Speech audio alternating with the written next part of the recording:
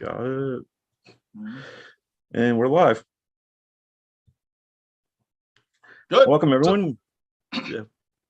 Yeah, we're on. I'm welcome back, everyone. It's been God way too long. So I've just figured I've been befriended a guy, a fellow YouTuber, and I just watched this video, watching him rave about the Bills slaying the Patriots in the playoff game, which was the coolest game I've ever been to. And get this, he's a Jets fan.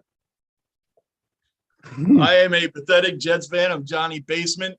And thank you to all the Bills Mafia that subscribed to my channel. It's mainly because I smashed the hell out of the Patriots and loved every second of you guys doing it. I feel for you guys because the Jets are just as pathetic during those years, not obviously the last couple of years, but you know.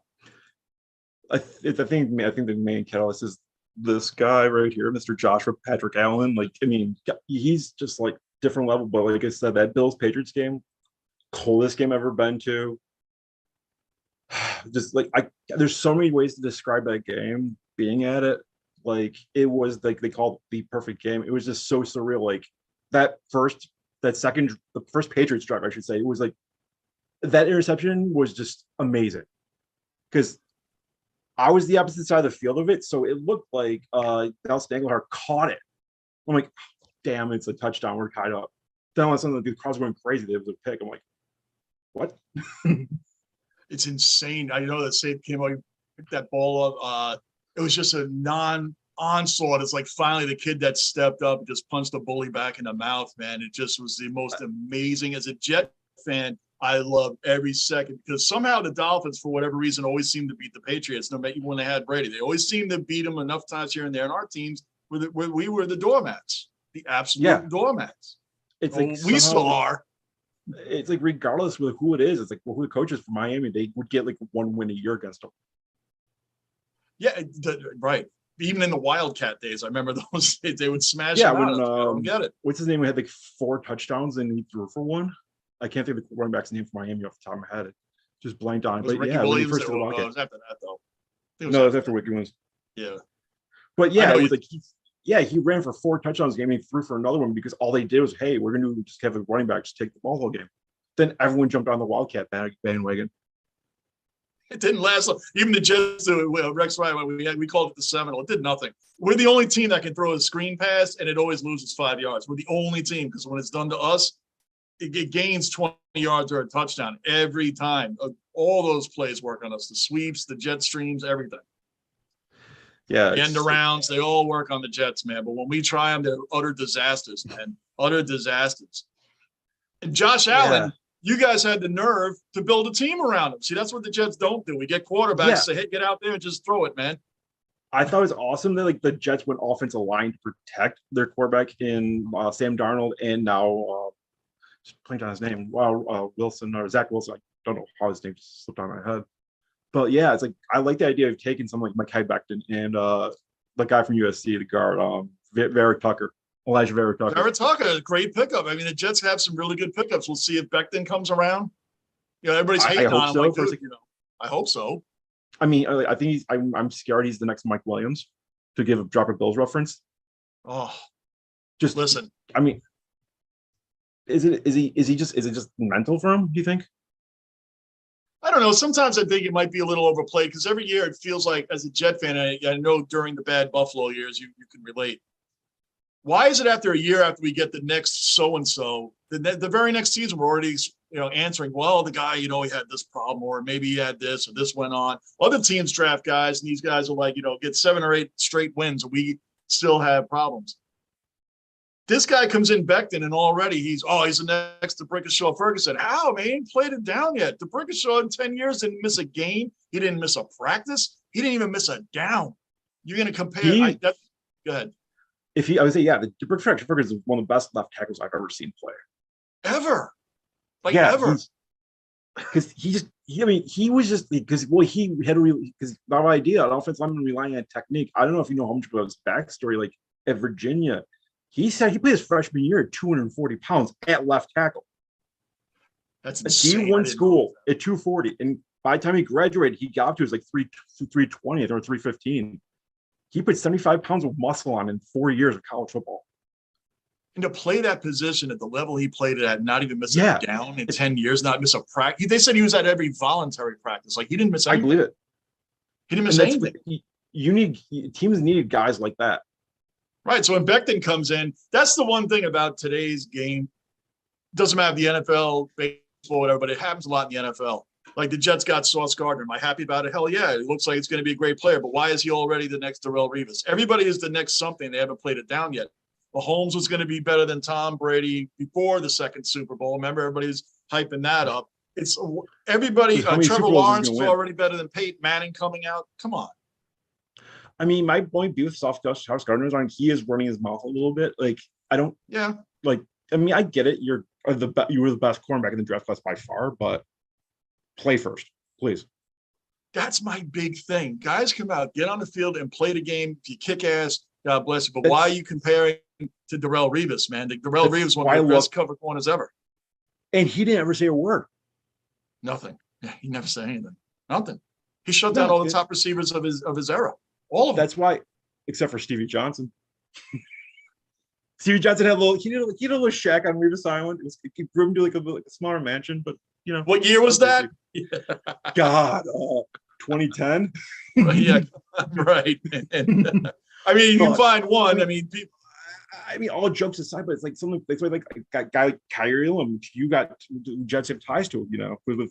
He's Abe's nephew or Abe's son and Matt's nephew, and Yeah, he just works.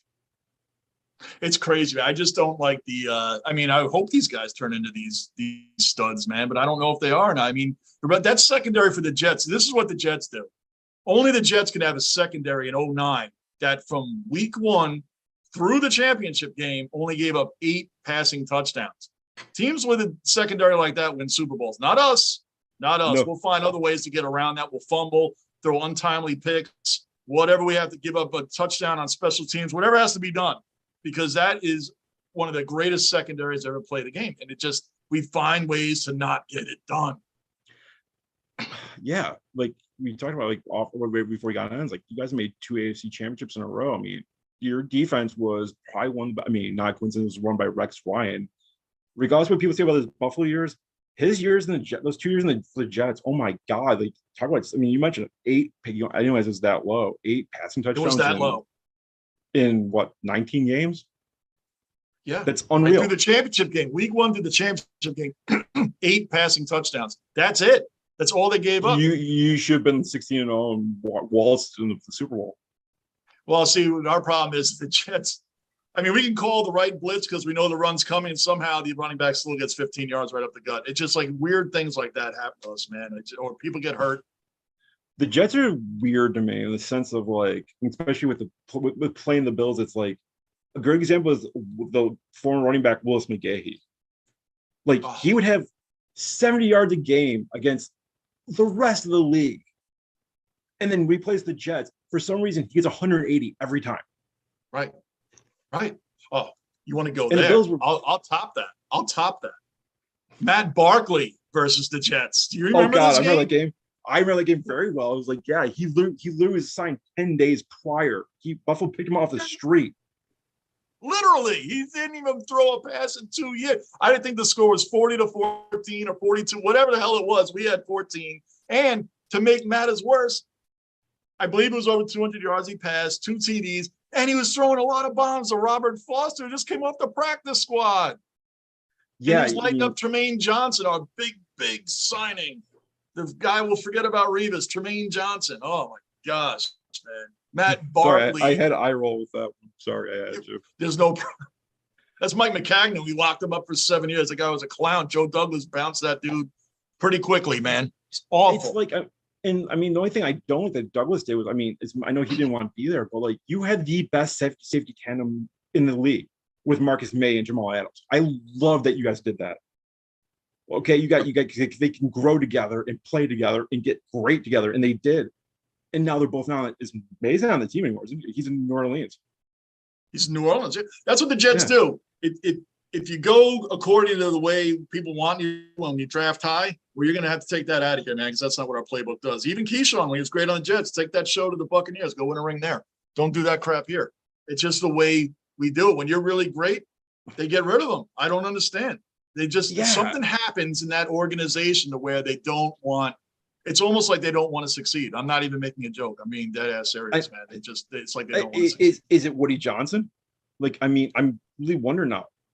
Woody Johnson listens to the fans too much. Isn't that funny? We complain a lot, but I mean, he listens to us too. He's more. You know what? You know what? I don't want to see Twitter photos of Zach Wilson's frame. You know what I want to see? I want to see him throwing touchdowns on the field. I don't care. You want to see a Jets logo is. What's that? You want to see a ring.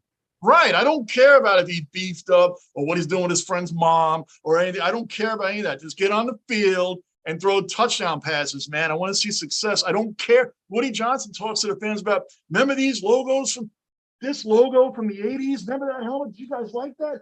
Yeah, you know what? I want wings, man. I don't care if we have that logo, if we wear pink. I don't care what we wear out there, man.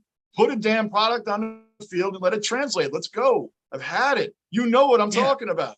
You know, absolutely. I do. I mean, the worst part of the Bills, the problem they had was until the Terry Pagula bought him in 2014. Is like, I mean, I respect Ralph Wilson all to death, but he was so damn cheap. Like, right? He wouldn't. He would not tip a canoe. That's how cheap he was, and I'm not kidding you, bro. You guys had a similar problem. Ours has lasted longer, but since Jim Kelly, I mean, remember all the stock they put in JP Lossman? I mean, this guy was. He's gonna be. I have a Lossman jersey. Do you really? You have do. I wouldn't blame you at the time. I have a Todd Collins jersey. Do you have an Alex Van Pelt? I sadly do not, but I know someone that does. The best one. I got the best one ever. My friend has a Billy Joe Hobart jersey, who never played a down for Buffalo because he played one. He didn't even play one game for the Bills because before preseason, he told Marv Levy that he never read the playbook, and Marv Levy cut him on the spot.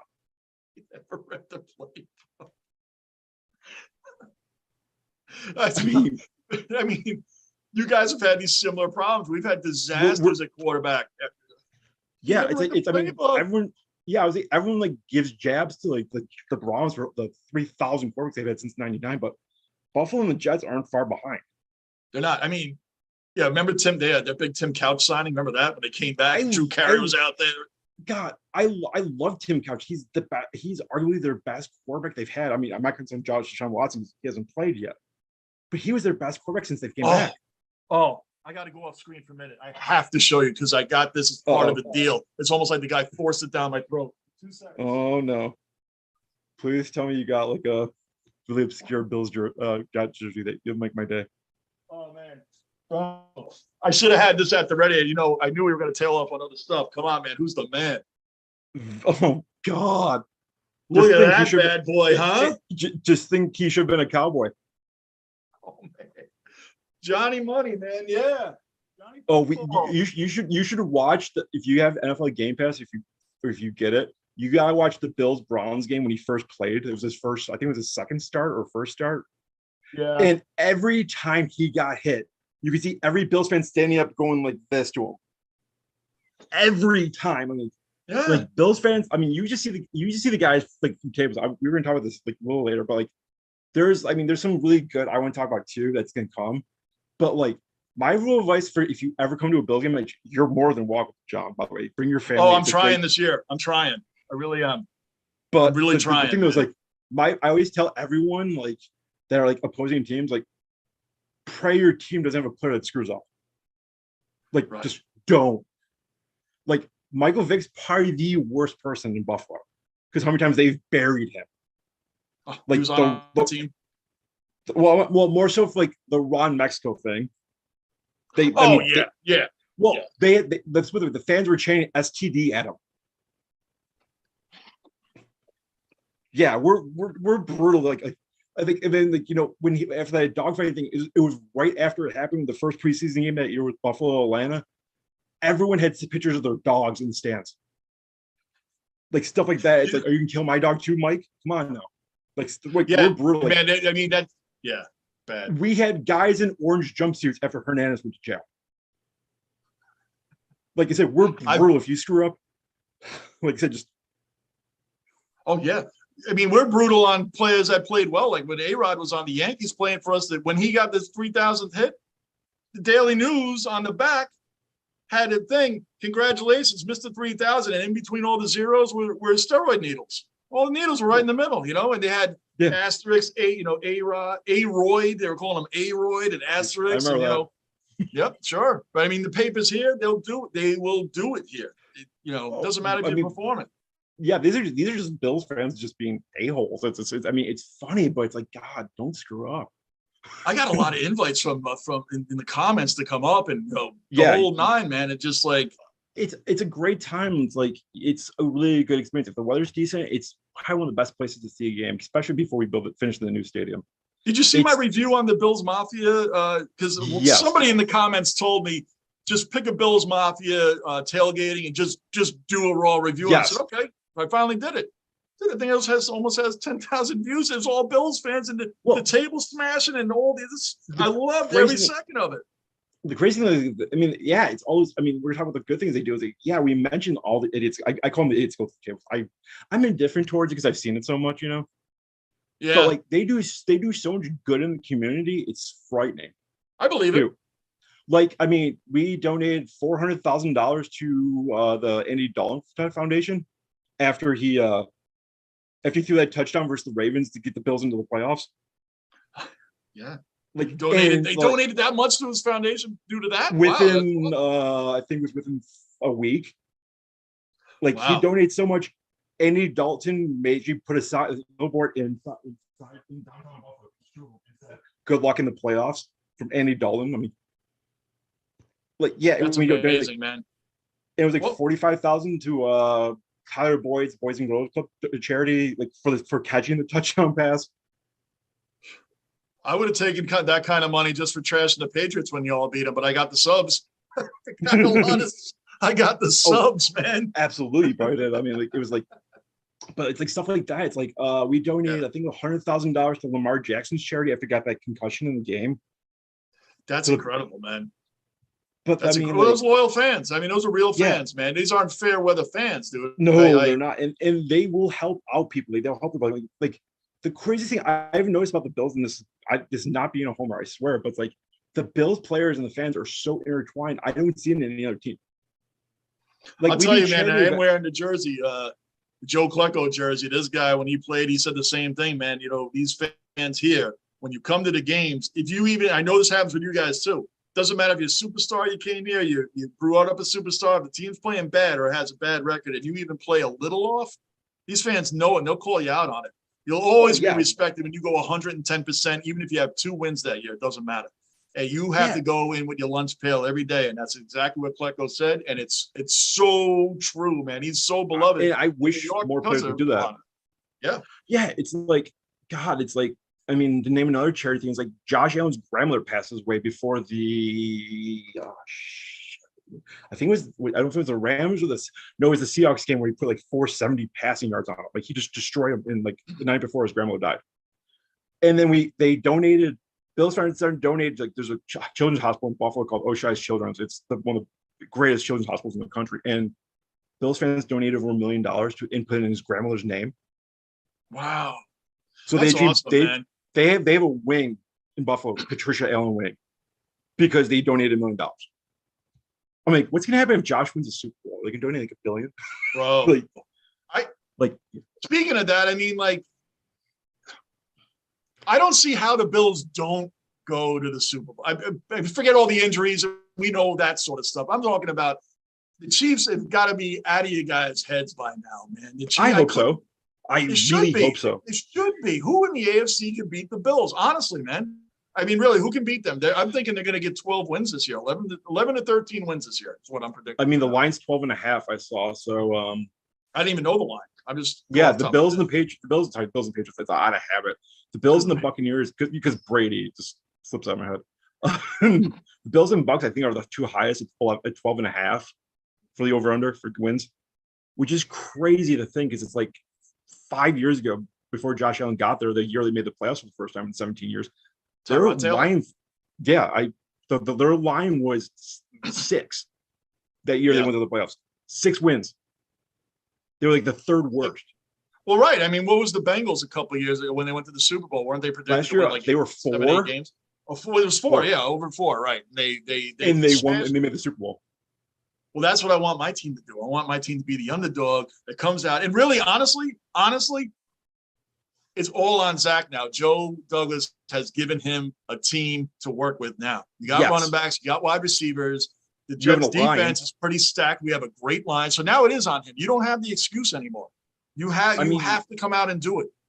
For that Bills game in Buffalo, I think it was week 18. Like, he showed flashes. Like, he really did. Like, but he also showed deer in the headlights too. It's like he would just run backwards. I can't imagine what you were saying to the TV when he was running backwards. Like he was just downright scared. He didn't throw a pick in his last 5 games, which I love that. Yeah, that's great. But I don't even like the comparisons to Josh Allen. As a Jet fan in 4 decades of watching this dumpster fire, please stop comparing people until they freaking do something. I've had it. I've had it with all of it. I don't want to hear any of it, man. He is. I mean, came out of Wyoming. What's he really gonna? I mean, Zach came out of BYU. Well, how many BYU successful quarterbacks are there? I don't know. Steve Young, Jim McMahon. I can name some. Ty Detmer. Isn't it funny to think Jim McMahon came out of BYU? Kind of goes against everything. Yeah, kind of a little bit not Mormonish. I don't think McMahon's a Mormon. That's a shot. But like. And I would ever pass for preaching the gospel anywhere. Yeah, I don't know. But yeah, these are guys that came out. And Zach Wilson, to me, I think he came out, and I think he honestly expected that he's going to be whipping touchdowns left and right. And he was running for his legs. Like, dude, you're on the Jets. Do you realize you're going to be running for your life or wanting to hand the ball off, even if that's not the play? That's what's going to happen when you're on the Jets. I mean, it's like, I wish the thing that the Jets should have done, which they did way too late, is like they should have had a veteran quarterback start. Amen. Zach, here's a clipboard. Learn the playbook inside and out. That's all you got to do rookie year. I don't expect you to start. I don't care if you're second overall pick. Learn, please. Like, we want you to be a quarterback in the future, right? And not just because they keep.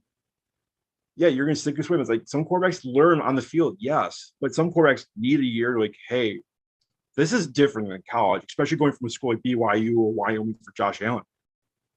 Like, we had Derek Anderson. I mean, granted, Derek Anderson's not the greatest quarterback in the world, but he could go like, he knows the game. He can go to Josh Allen. Yeah, and you go, hey, Josh, when you throw the ball, you're doing this, and this wrong. Like, he's been working with what's his name, Jordan Palmer, like religiously the last 3 years, and every year he's gotten better. And they just do like all this stuff with him. That's what having a great veteran back. I mean, John Elway's always said that Gary Kubiak knew more about the position than he did. That was his backup. Some guys may not be able to translate it to the field, but they know the position. They can read. They can see what's going on. That's what. Yeah, it's like some guys. Yeah, they're better coaches than players, and I get that. It's like that's why I'm intrigued by the Bills' offensive coordinator, Ken Dorsey. How do you? Oh, before we get to that, I will give a shout out, even though, and I still. Sam Darnold, I still pull for him. I feel for the kid. I will tell you, Josh McCown was that kind of veteran, even though it didn't translate as much because we had Adam Gase. But speaking of donations, I know we talked before how we just tail off, but I'm going to tail off for a second. You're good. Jet fans donated. Remember when Adam Gase said, well, those Jet fans are just angry because they have those crappy jobs they have to go to, right? They're the blue collar fans, the Giants are the white collar fans kind of thing. And some of the rich Jet fans showed how much money they do have by flying a banner around Manhattan to please fire Gase. They had a billboard. If you didn't, and anybody watching, if you didn't see the billboard outside of MetLife that had Gase in a clown face, said SOS, save the Jets, fire Gase. The Steelers players coming in on the bus saw it and said, this is got to be so humiliating. I mean, what coach has that ever happened to? Adam Gase, quarterback whistleblower, innovator of today's game. He was hired so fast, you would think it was Bill Walsh reincarnated, man. I mean, yeah, not for nothing, but it's like, okay, you had the easiest job in the world. Adam Gase did. You're the offensive coordinator for Peyton Manning. I know. Come on, man. We could have been that. What are you gonna say? No, it looks like crap, Peyton. You're the most cerebral quarterback of all time. And the Jets are going to listen to Peyton Manning, who stayed another year in college, so he wouldn't have to play for us. Not knowing that Bill Parcells was coming in. That was after the Rich Kotite. Adam Gase, I argue with other Jet fans that Adam Gase was worse than Kotite, and this is a hard argument. That's close because they were. I think Kotite came off like he was more educated, so like he gets a break. He was a Brooklyn kinda guy, and he was offensive coordinator for Joe Walton, and he just lost 7 in a row with the Eagles before we hired him. So that's a Jet. I mean, that's Jets coach written all over it. You just lost 7 in a row with the Eagles and fell out of the playoffs. Get over here, man. We're hiring you. We're hiring you, buddy. Then he goes 3-13 and said that 3 wins would never happen again under his watch. He was right. He was right. He must have been mad because the next year we won 1 game. So he's right. The 3 years and that was the 1 game I missed that, by the way, that year. So 1 game I missed when they beat the Cardinals, and Adrian Morel had 199 yards rushing in that game. And that was the 1 game the whole year I missed. Adrian Morel, remember that? You should miss a 15 more that maybe him different. Hey, well, that's what we do. We go in for the punishment, man. We're there for the team, man. We take it well. God, yeah, I've been in enough Bills game where it's like, God, it's like root canal done. Like you're getting your doors blown off. It's like the game started at 1.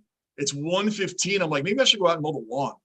I mean, like at least the Jets let their fans know, hey, man, no reason to stick around and waste the rest of your Sunday if you're home. Just get out and do something else. But like when you're at the game, it's like, why do they spend money on this team? Well, we drove in from Long Island traffic, man. It took us like over 2.5 hours to get into the game.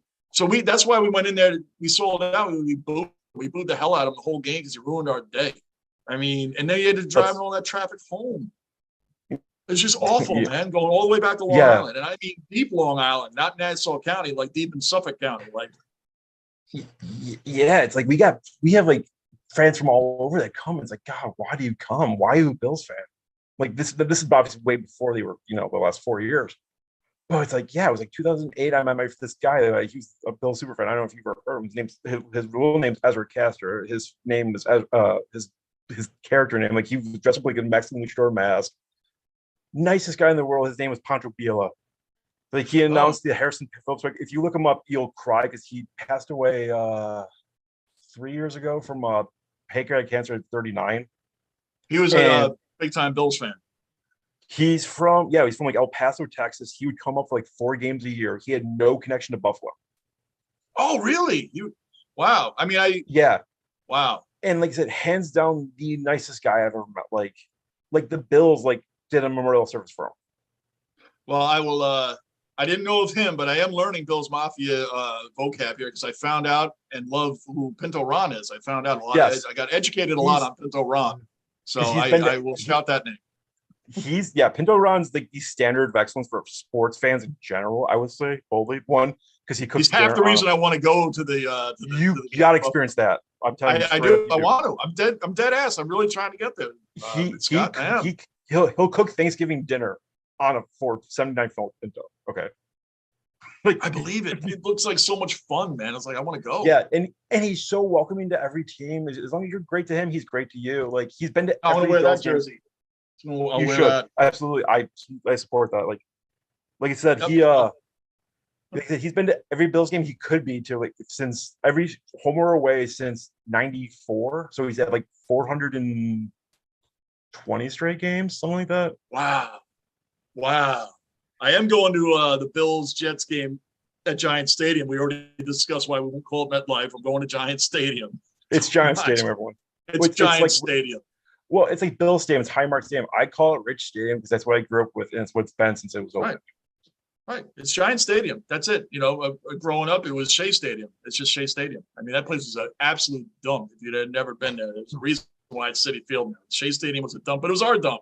So, it's that's something I really want to experience, man. And watching that Bills Mafia, I just picked any clip, and the guy, whoever this guy was, he jumped off the back of the car. I don't know what was under that table, but the table did not break. And he bounced, hit his head. And I give him all the credit in the world because he never spilled his beer. He still held that thing up like this, and his head was on the ground, literally, and his feet were coming over the top of his head. And he just literally went around and never spilled it. Not a drop. You should see there's a video. I gotta find the video. I'll have to send it to you. There's a video of a Bills fan walking into the stadium. Granted, he's probably drunk off his mind, but he slips on the ice. Beer can goes flying in the air, and he catches it on the ground. I'm like, yeah, and also Bills Orchard Park's pretty especially around the stands, pretty lax with their alcohol rules. Yeah, well, if you're a team, if you're a fan of these teams for that long, that alcohol is important. Yes. Right. I don't drink anymore, man, but I promise you, any issues I've ever I had with it. radically drink at games just because I want to remember it. But the only time I really drank at games was that Patriots game because it was so damn cold. I hate keep bringing it. You know what? 4 degrees is 4 degrees. It's pretty cold. I'm gonna tell you something, man. I know I've been to some Jet playoff games. Oh, the rare times I would get to go to those. But wait, they made the playoffs? Really? Sorry, hey, we did draft one good quarterback. A homegrown was Chad Pennington. I always liked him. He was a good quarterback for us, man. We even went into Lucas Oil, man, and beat the Peyton Manning and the Colts 41-0 in the playoffs. 41-0. So what did the Jets do when we have big wins in the playoffs? We lay a dud the very next week. It's what happens. Yep, it's what we do. It's predictable as hell, man. So like the Raiders a couple of years ago, the Jets under the quarterback whisperer, Adam Gase, we beat the Raiders who were on like a real roll. And the Jets, we were like, ended up being like 3-4. We were going to do these great things. The Jets are back. And, no, we were actually, I think we needed 3 more wins. I said 3-4. We needed 3 more wins to get into like the wild card, almost in the hunt. And then the 0-11 Bengals roll in the next week. And every Jet fan and their mother knew we were going to lose and we were going to lose bad. And we did. Or like last year when you started Mike Smith and he killed what the hell was it? I think, did you beat Cincinnati? No, or was it? Yeah, remember that? With we Mike beat Smith. The Titans and the Bengals. Yeah, and we couldn't beat either. But yeah. Right. And then we went out the next week, and that was one of my videos, Pissed Off Jets Fan. That's where it starts, when the Bills crushed the Jets. And I had people on there like, well, did you expect to win? No, I expect to be competitive. I don't expect the Jets to beat the Bills. We're sitting there getting our doors blown off. Our defense, they have to run off the field and hurry up and get their Gatorade quickly because an interception or a fumble's coming. They're going to be right back on the field on their own 10-yard line. Yeah, Josh Allen, they killed us that game. And it's like, I expect that, but man, be competitive. We're sold this bill of goods every year. I had some people ask me why I didn't do a draft thing after the Jets had this great draft. I said, because I'm disgruntled. I want to see it translate to the field. I want to see Gardner and Wilson and Jermaine Johnson. I want to see all of this Breece Hall translate to the field. Yeah, we had a great April. I love it. The year the Jets won 1 game, we went 5-0 in preseason because we played the Hall of Fame game that year. We won 1 game. I'm at the point. I want to see it on the field. So everybody that wanted me to do that, yeah, the Jets had a great draft. I love it. I'm not being negative. If you're not negative, you're not a Jets fan. It's just the way it is. It's just the way it is. I know how it goes. Just the way it is. How can you be calm? I don't get it. I watch some other shows. I watch other people, and they know this stuff. I'm not knocking them. Just how the hell can you be calm? How can you be calm after these games? Well, the Jets, it's the same excuses every year. Well, they need to try harder. They need to do this. They need a line. He's got to stop throwing interceptions. Come on, it's the same story. Just use the Bills line. There's always next year. Always next year. Always next year. Wait till next year. One thing I will give Joe Douglas, he's a great GM. He came in and he said, give me 3 to 4 years. I have to break the whole team down. And he did say, yes. I know the last thing diehard Jet fans want to hear is be patient. He said, I know it. I know the history of this team. And I know no fan wants to hear be patient, but I promise you, inside of 3 to 4 years, this will be a competitive team. This is now going into the 3rd, 4th year now. Well, yeah. It's like, that's what like Brandon Mee was doing, like for the Bills. It's like, okay, we're there will be suffering to steal Sabres quote, which has been bitter to me, to say the least, for the last decade and a half. Sabres? Yeah, but it's like, I said Gordon Granato. Yeah, but Granato's great. But no, it was with Darcy Reguer, the old GM, said that like right before he got fired. It's like there will be suffering ahead because this team's gonna be bad, like really bad. We knew they knew it, and they just haven't gotten better yet. And they're getting there, but it's like they're putting pieces in place. But it's like who the hell knows when. Yeah, but it's like this year, he's like, I think you guys had 75 points and like 32 and 38 or something like that. The Sabres were competitive. They were competitive. Yeah, I hate to use this phrase, but they're a great team now. It's like it's kind of nice, but it's like, but that's one thing. Like when you start over, like the Bills and the Jets did 4 years ago, or 5 years ago, with like, it's like, yeah, you're gonna be bad. I wish fans would understand, regardless of the team, but it's the Jets, the Bills, any other team. If you're starting from the bottom, like if I took over the Jaguars last year with Trevor Lawrence, okay, cool. I got the quarterback in place. That's one less thing to worry about. Right. Now I got to build around him, like do exactly. I'm surprised more people teams aren't copying the Bills. It's like, okay, we got Josh Allen, we got the guy we think's the future. We hope it is. We gave up. Well, we give up that much. We actually gave up less than you did for Sam Darnold, but Right. anyway, but we gave up 2 second-round picks to go from. We cost us 2 second-round picks and Cordy Glenn to get to from 21 to 7 to get him. Yeah, and then you bring in Stephon Diggs. You got to start Right. in that. That's what I'm saying. Those like, and yeah, go ahead, go ahead. it's like year two. Okay, Bills they're a bad team. They're like 6-10. We're gonna bring in a defensive tackle named Ed Oliver, who is still like learning the position of the outside, like three tech.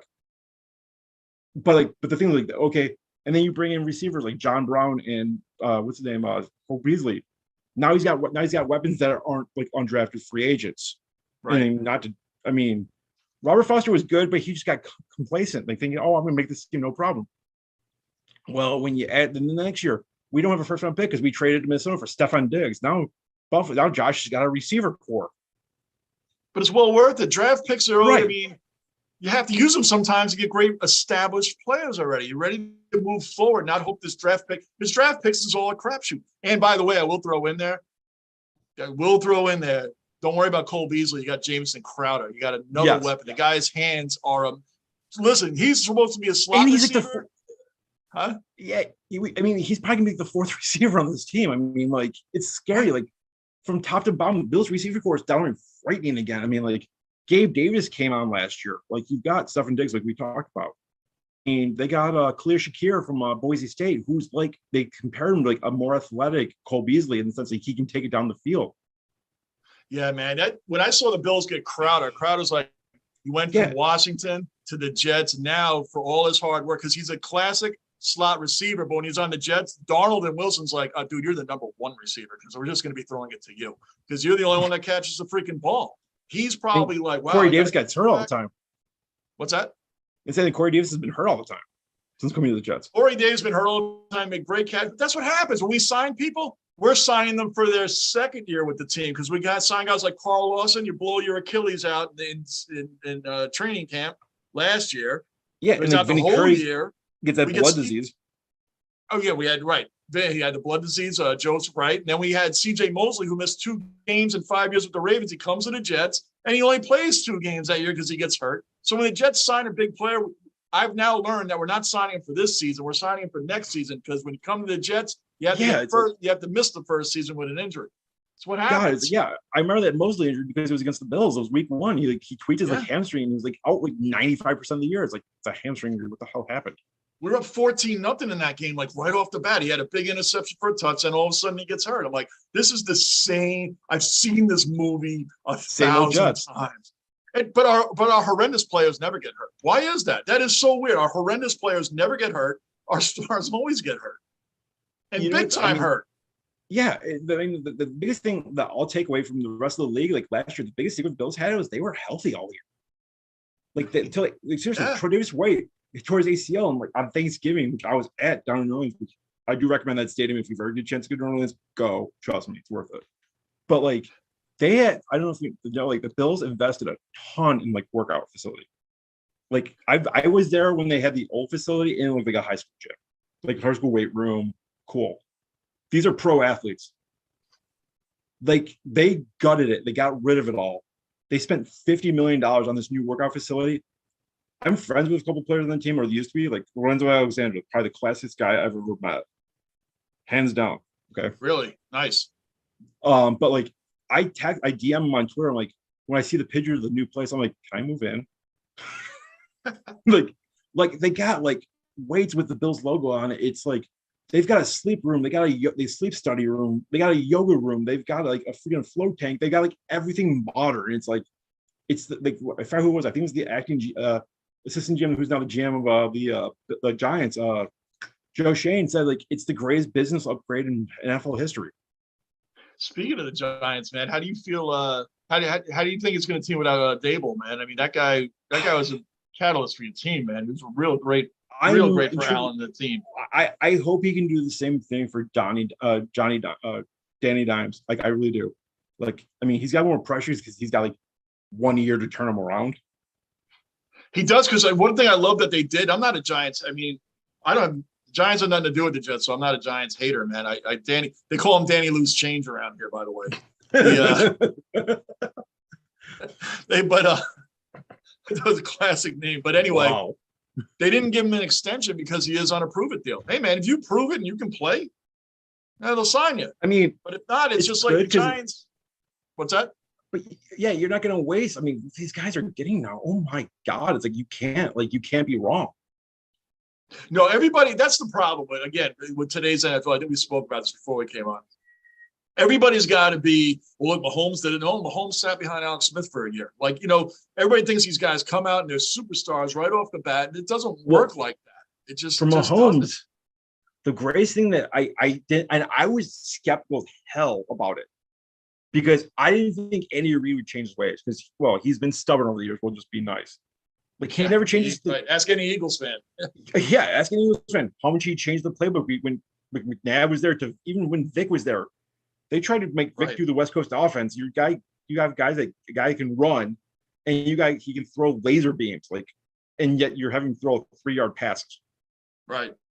Like, it doesn't make any sense, man. Yeah, you're not if utilizing. If he did what he did for Mahomes, the Eagles would have a dynasty, because Vic would just destroy everyone. They had the teams to win so much, and they just didn't get it done. It just doesn't make sense. It's right, because he wouldn't change his ways. So what he did with Mahomes and start letting him play, what he's capable of doing, was incredible. That's what he's now look at. Yeah. Because I was critical. I'm like, okay, I was probably the first person to say, like, oh, this guy's gonna suck in Kansas City because he's got Reid. Because I didn't think Reid would change his ways, and he did. Like, I'll give him credit there. But so I was like, okay, whatever. We're because we traded back with the Chiefs so they could take Mahomes. So that's how we got Trey White, which may have worked out for us. A lot of problems with these quarterbacks like Danny and or Darnold or Zach. The problem is, and even Josh Allen when he first came in, everybody expects these guys to be superstars when they don't have a team around them, man. And they can only do so much without a team. You don't have you don't have a threatening back, huh? Peyton Manning, he was horrible his first year. Oh, didn't he throw like 30 interceptions? I think he threw 30. Yeah, he set the record for most interceptions in the season. Yeah, like he beat Testaverde, who was another one. Yeah. Testaverde came out and was, well, he was in Tampa Bay. And he landed on the Bucs. Yeah, it's all. I mean, I felt bad for him because I vaguely remember him in college. I was even though I was 5. University of Miami. It's just crazy to think the quarterbacks Miami had in the 80s, and if they were on that infamous 2001 team, I'm scared what they've done to teams. I'm telling you, and it's true. Then it's almost like if you're a great quarterback in college, it's almost like, hey man, the second half of your third year in college, you better start, dipping down a little bit. Otherwise, you're going to land on the Jaguars. You're going to land on the Jets or the Bears. That's the other thing I wanted to talk about, man. My successful season, if we don't make the playoffs, is finishing in third and have the Patriots being dead last. That I would love that. If nothing else, give me that because I'd be fine with that. The Patriots. I'd be 100% fine. One big thing that bothered me about that team this year, besides hating them anyway, but an honest observation, that Mac Jones is Tom Brady thing was the most ridiculous comparison I have ever, because they went on a 7-game winning streak, beating the Jets and other doormats, man. It's ridiculous.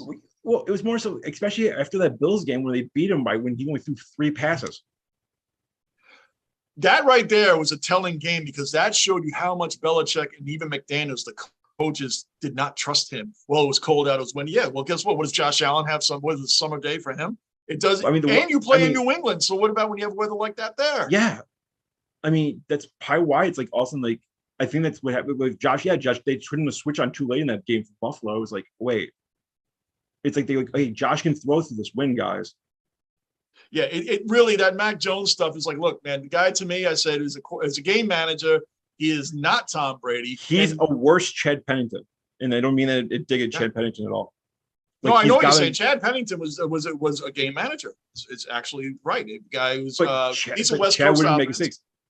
And he wouldn't make mistakes. He was just steady. It's that's not a bad thing, even in today's NFL. I think he's still the third most accurate in completion percentage. Because Parcells said, well, we didn't get a guy to throw down the field. I got him and I played to his strengths. That's what we play Pennington, They play to his strengths. Novel idea. Novel idea. He doesn't throw downfield when he was part of that draft with John Abraham and Sean Ellis and Anthony Robinson. Beck. No, it was Anthony Beck was the other one. Sean, our great tight You end. have 4 first-round picks and only one hit. Like Pennington was the one that hit. No, John Abraham and Sean Ellis hit. Yeah, Frank Abraham was a part of that one. He was part of that, man. Those were 3 great hits. I would kill to have 4 first-round picks in the draft. Yeah. And they did it again. So that's what I loved about what Joe Douglas didn't do, what other GMs did do as recently as Mike Maccagnan. You didn't see Douglas running out and signing a Le'Veon Bell or Kelechi Osemele or Trumaine Johnson. And like, he didn't do all that stuff. He got people like, oh, what are the Jets doing in the draft? Like 2 years ago, he was getting linemen. People like, oh, he's passing up these big, protect your investment. Yeah, he's getting linemen. Like, dude, you can't do anything without a line. Yeah, I mean, that's my only gripe with the Bills is like they until recently haven't really invested in their line that well. If I really nitpick, because I mean, go ahead. Yeah, I was gonna say, I mean, like just that's the only gripe I've had with the teams. Like you guys haven't really, I mean, until like 3 years ago, you're like, oh, we don't really need a line, do we? And then Josh is running for his life. It's right. That's like Zach was running for his life. Now he has a team around him. Now he has to do it. What I was saying about Mac Jones, I wanted to finish on that for a minute with the Tom Brady thing. I asked these fans, because I have relatives that are Patriot fans. I said, name me the year and the time that Tom Brady, after taking over first place with that 3-pass game, then went 1-4 the rest of the way, blew first place, only beat the Jaguars during that stretch, and then got his doors blown off in the first round of the playoffs. Name me that time. Well, you know what they say? Oh, well, he was a rookie. No. You don't get it both ways. Just a month ago, he was Tom Brady, and now he's a rookie. Which is it? Well, and now Luis Barry McDaniels is going to help. Or Barry at the Super Bowl year, like the first year they won the Super Bowl, if he doesn't get pulled out of the game, Bledsoe doesn't torch the Steelers, they don't win. Right. They don't. People forget about that. It's like Bledsoe took over. Like they benched Brady because he was playing bad. Yeah. Who got Brady's career? Mo Lewis and the Jets. Don't start Mo Lewis, please. Don't. That's what we do, man. That's what we do. Let's put it this way. We have a sign. I went to University of Buffalo. I think I mentioned that off air, but we had an I hate Mo Lewis fan club. Yeah. Oh, I'm sure. Well, we love him because he's a Jet and he was a great Jet. But it's like, look, we hated you for that, man. He was a great linebacker. Like one play, Mo, you could just take it off. One play, the world would have been a better place. Right. Yeah. Right. Exactly, man. And that's we've never heard Brady's name ever because like they wanted to. Belichick almost got rid of him because he didn't think he was that good. Right, and that's why I find it funny when they talk about the Jets took O'Brien instead of Marino. Look at all the teams that took these guys over. There's over a reason Brady. Teams passed on Marino. A lot of teams passed on Marino. The Jets were just the next in line, and comparing that to Brady at the time, all these teams that took all these other quarterbacks instead of Brady. Every team. It was understandable at that time. Who knew? Yeah, I mean, Shannon Sharp was a 7th round draft pick. Who knew? I mean, just the way it is. It's literally the reason why he got drafted is because he beat Ohio State twice. That's it. He was a mediocre college quarterback. Right. So it was understandable why people passed. And the Jet pass from Marino was at the time way more significant than taking Pennington instead of Brady. So that Patriot thing and this Mac Jones stuff and even the analysts that are all over, I'm like, oh, well, look what he did compared to the other guys. Okay, well, Fields, Wilson, and Lawrence landed on the Bears, the Jets, and the Jaguars. So if Mac landed on one of those 3 teams, what would he have been? What if Lawrence landed with the Patriots with Josh McDaniels? I mean, come on. I'd be scared. I'd be scared if that happened. I've been legit scared.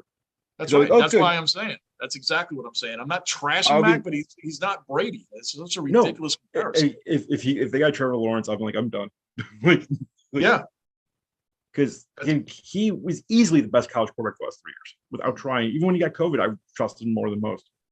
Right. So when people are like, well, Mac was better than those guys. Well, yeah, those guys landed on the 3 biggest doormats in the league. 3 of them anyway. Yeah, and and the Patriots still had a world-class defense. Right. So exactly. Right. So you know what? Now you got Joe Judge going to help out with these offense. Losing Josh McDaniels is big time loss for that team and for Mac Jones. God, I think that's going to kill his development. It is going to kill his development. Because he's one of the greatest coordinators ever, but I think he's one of the lousiest head coaches. Like, he's just a great coordinator, and it's not a dig on him. No, you know what he could possibly be like? Norv Turner. Norv Turner is one Yeah. of the greatest offensive coordinators the game's ever had. And he's a horrendous head coach.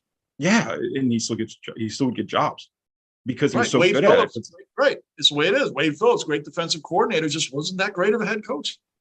And he's beloved in Buffalo still to this day. Like people ask like commentators like, "Hey, how's Wade doing when he took over for like in LA when he had like this, I think it was cancer or heart attack or something serious." But like Bills fans were asking like when they saw like Jim Nantz like, "Hey, how's he doing?" Because I gotta ask you, since we're on Wade Phillips, I gotta ask you because I hear 100 different stories. You're a Buffalo guy, you're Bills Mafia. You got to answer this because I have to know. Wade Phillips decided to take Flutie out. The organization decided to take Flutie out. Wade Phillips decided. The organization. Ralph Wilson. Ralph Wilson did it. It was Ralph Wilson, huh? It was. Yes. That's who wanted Rob Johnson in. Well, the crazy thing, okay, this is gonna sound really bizarre, but like because I honestly don't know. I don't know. It's about Rob Johnson. It's like he was the greatest one of the greatest quarterbacks I've ever seen till he got hit once. Yeah. Like in practice, I kid you not, because I used to go to every Bills practice when they come to St. John Fisher where they practice like for like training camp and all that. They came back this year. It's like practice. You've never seen a quarterback better, Johnny. I'm dead serious. Never. Like he'd throw laser beam 50 yards on the field and he'd hit a Coke bottle 50 yards of field down without trying. Right? We had a guy like that. But the second he gets hit, it's all over. He gets the Kerry Collins in the Super Bowl look. Yes. The deer in the headlights. Yeah. It's amazing. I mean, it was like I hate to, my friend Anthony's gonna kill me, but it was like my high school quarterback was the same way. It's like even in like friends games, like he would just throw strike after strike after strike. Like, he gets hit once, he gets scared blankless. Okay, like it's just like, what? Come on. The Jets drafted a guy who like did all the quarterback challenges and he didn't even do what Rob Johnson did in the NFL. You remember Browning Nagel? Oh God. But he won. We're pulling out names now. That dude, that's a name drop. He could hit everything on the button, man. He won all these contests. And remember the old NBC quarterback challenges? Yes. I think it was NBC or whatever. He'd be beaming with the big time names, and he'd get in the game. He threw balls so hard that no one could even pick him off. Like the guy was horrendous. He couldn't hit anybody in the game because he was always like the minute the line broke our line, which was all the time under the Bruce Coslett years. And this guy was a train wreck, man. But he, in practice and in those competitions, he was money. It's very bizarre, man. Browning Nagel. Woo.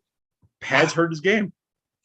I would have never even thought of coming on this show or when on my show, Johnny Basement with Lou, I would have never even think of Browning Nagel. That just came out of a file somewhere, man. It's like one of those things. It's like you watch these games. It's like how many bad quarterbacks have each team had? Like horrendously bad. Like Kellen Clemens Bills have. Like I mean, we talked about off air. It's like I don't know if it was off air or on air. It's been a blur. You know, it's been like an hour. But it's like I thought we were on air half the time we were talking. That's fair. So did I. First time I'm like, oh crap, we're not on air yet. But no, right. We talk about people criticize. Oh yeah, we're off air because you showed me the Johnny Manziel stat, the figurine you got. Come on, there's nothing better than that. Guy forced it down my throat. That's like the standard of excellence, man. Anybody missed it? Oh, but I was gonna say, like, we talk about like the Browns and like how many quarterbacks they've gone through since '99. Well, like I said, the Jets and the Bills aren't far behind. Like I remember, we had Jeff Toole start a game. Like he almost started. Gosh. He almost started the opener. And we've made NFL history for having the first time ever an undrafted quarterback starting a home opener for a team. Well, I already gave you the accolades. I don't remember if it was on air or off air either, but Matt Barkley torched the Jets. Jim Kelly couldn't have done it any better. I mean, it was horrible.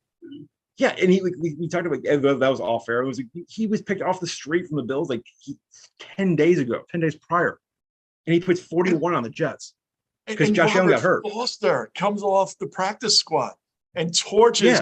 First play.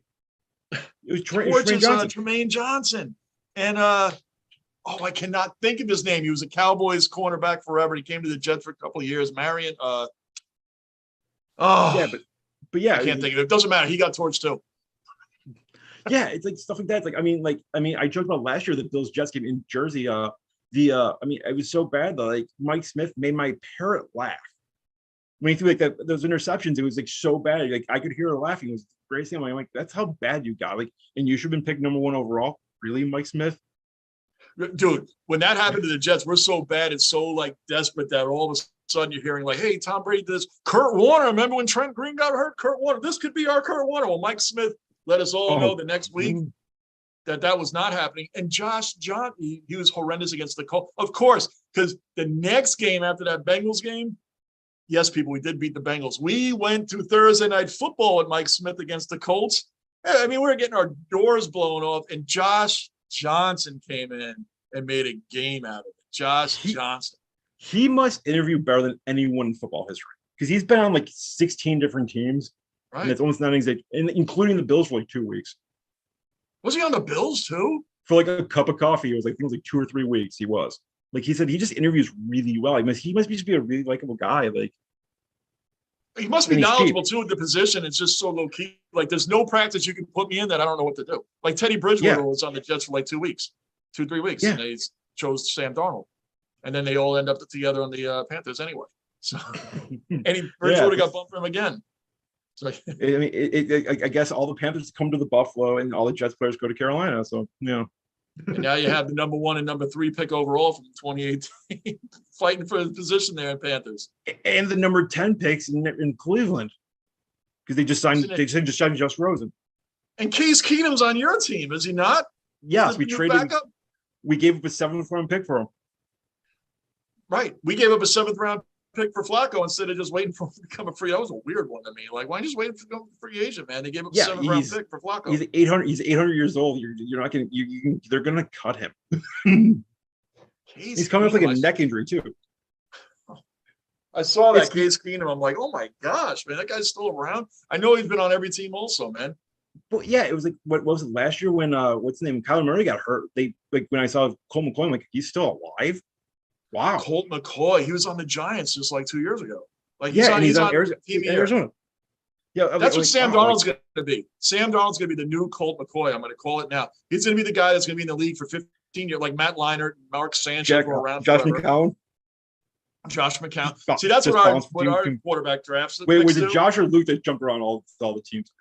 I know the Bills beat both. Josh McCown did. I can name some of them. I mean, Browns, Bucks, Jets, Eagles.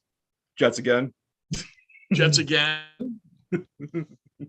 There's some more out there. Raiders. I think he was on the Raiders. Yep, Raiders. Yep. Oh man. Wow. Yeah, that's gonna be Darnold. Darnold's gonna be that. That's what our quarterbacks. Look at is Geno Smith gonna be the starter in Seattle? Speaking of old Jet greats, draft greats. Geno Smith. God, I was actually at that draft. We took EJ Manuel, and then Geno Smith ran out of Radio City Music Hall, being pissed off because he didn't get drafted in the first round. Geno Smith, that guy. I mean, this is the guy that Eli Manning got benched for by great Bob McAdoo. Like, dude, this isn't even like your future. Oh, and then he tells Eli that he could actually start the game so he won't lose the streak. And then Geno's gonna why? Like Eli's like, forget it. If I'm not playing, I'm not playing. Like that's cheese. That's cheesy, man.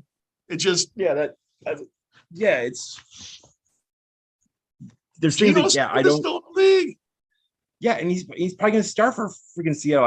I don't see what's his name, Drew Lock being anything great. I mean, God, these are your guys. If you're a Seahawk fan, these are your guys, man. I mean, we can feel it. We've been there. Yeah, but I don't think they were that bad. It's like you have Geno Smith and Drew Lock as your quarterbacks. Like what? You had 2 first-round picks. You didn't take a quarterback to develop.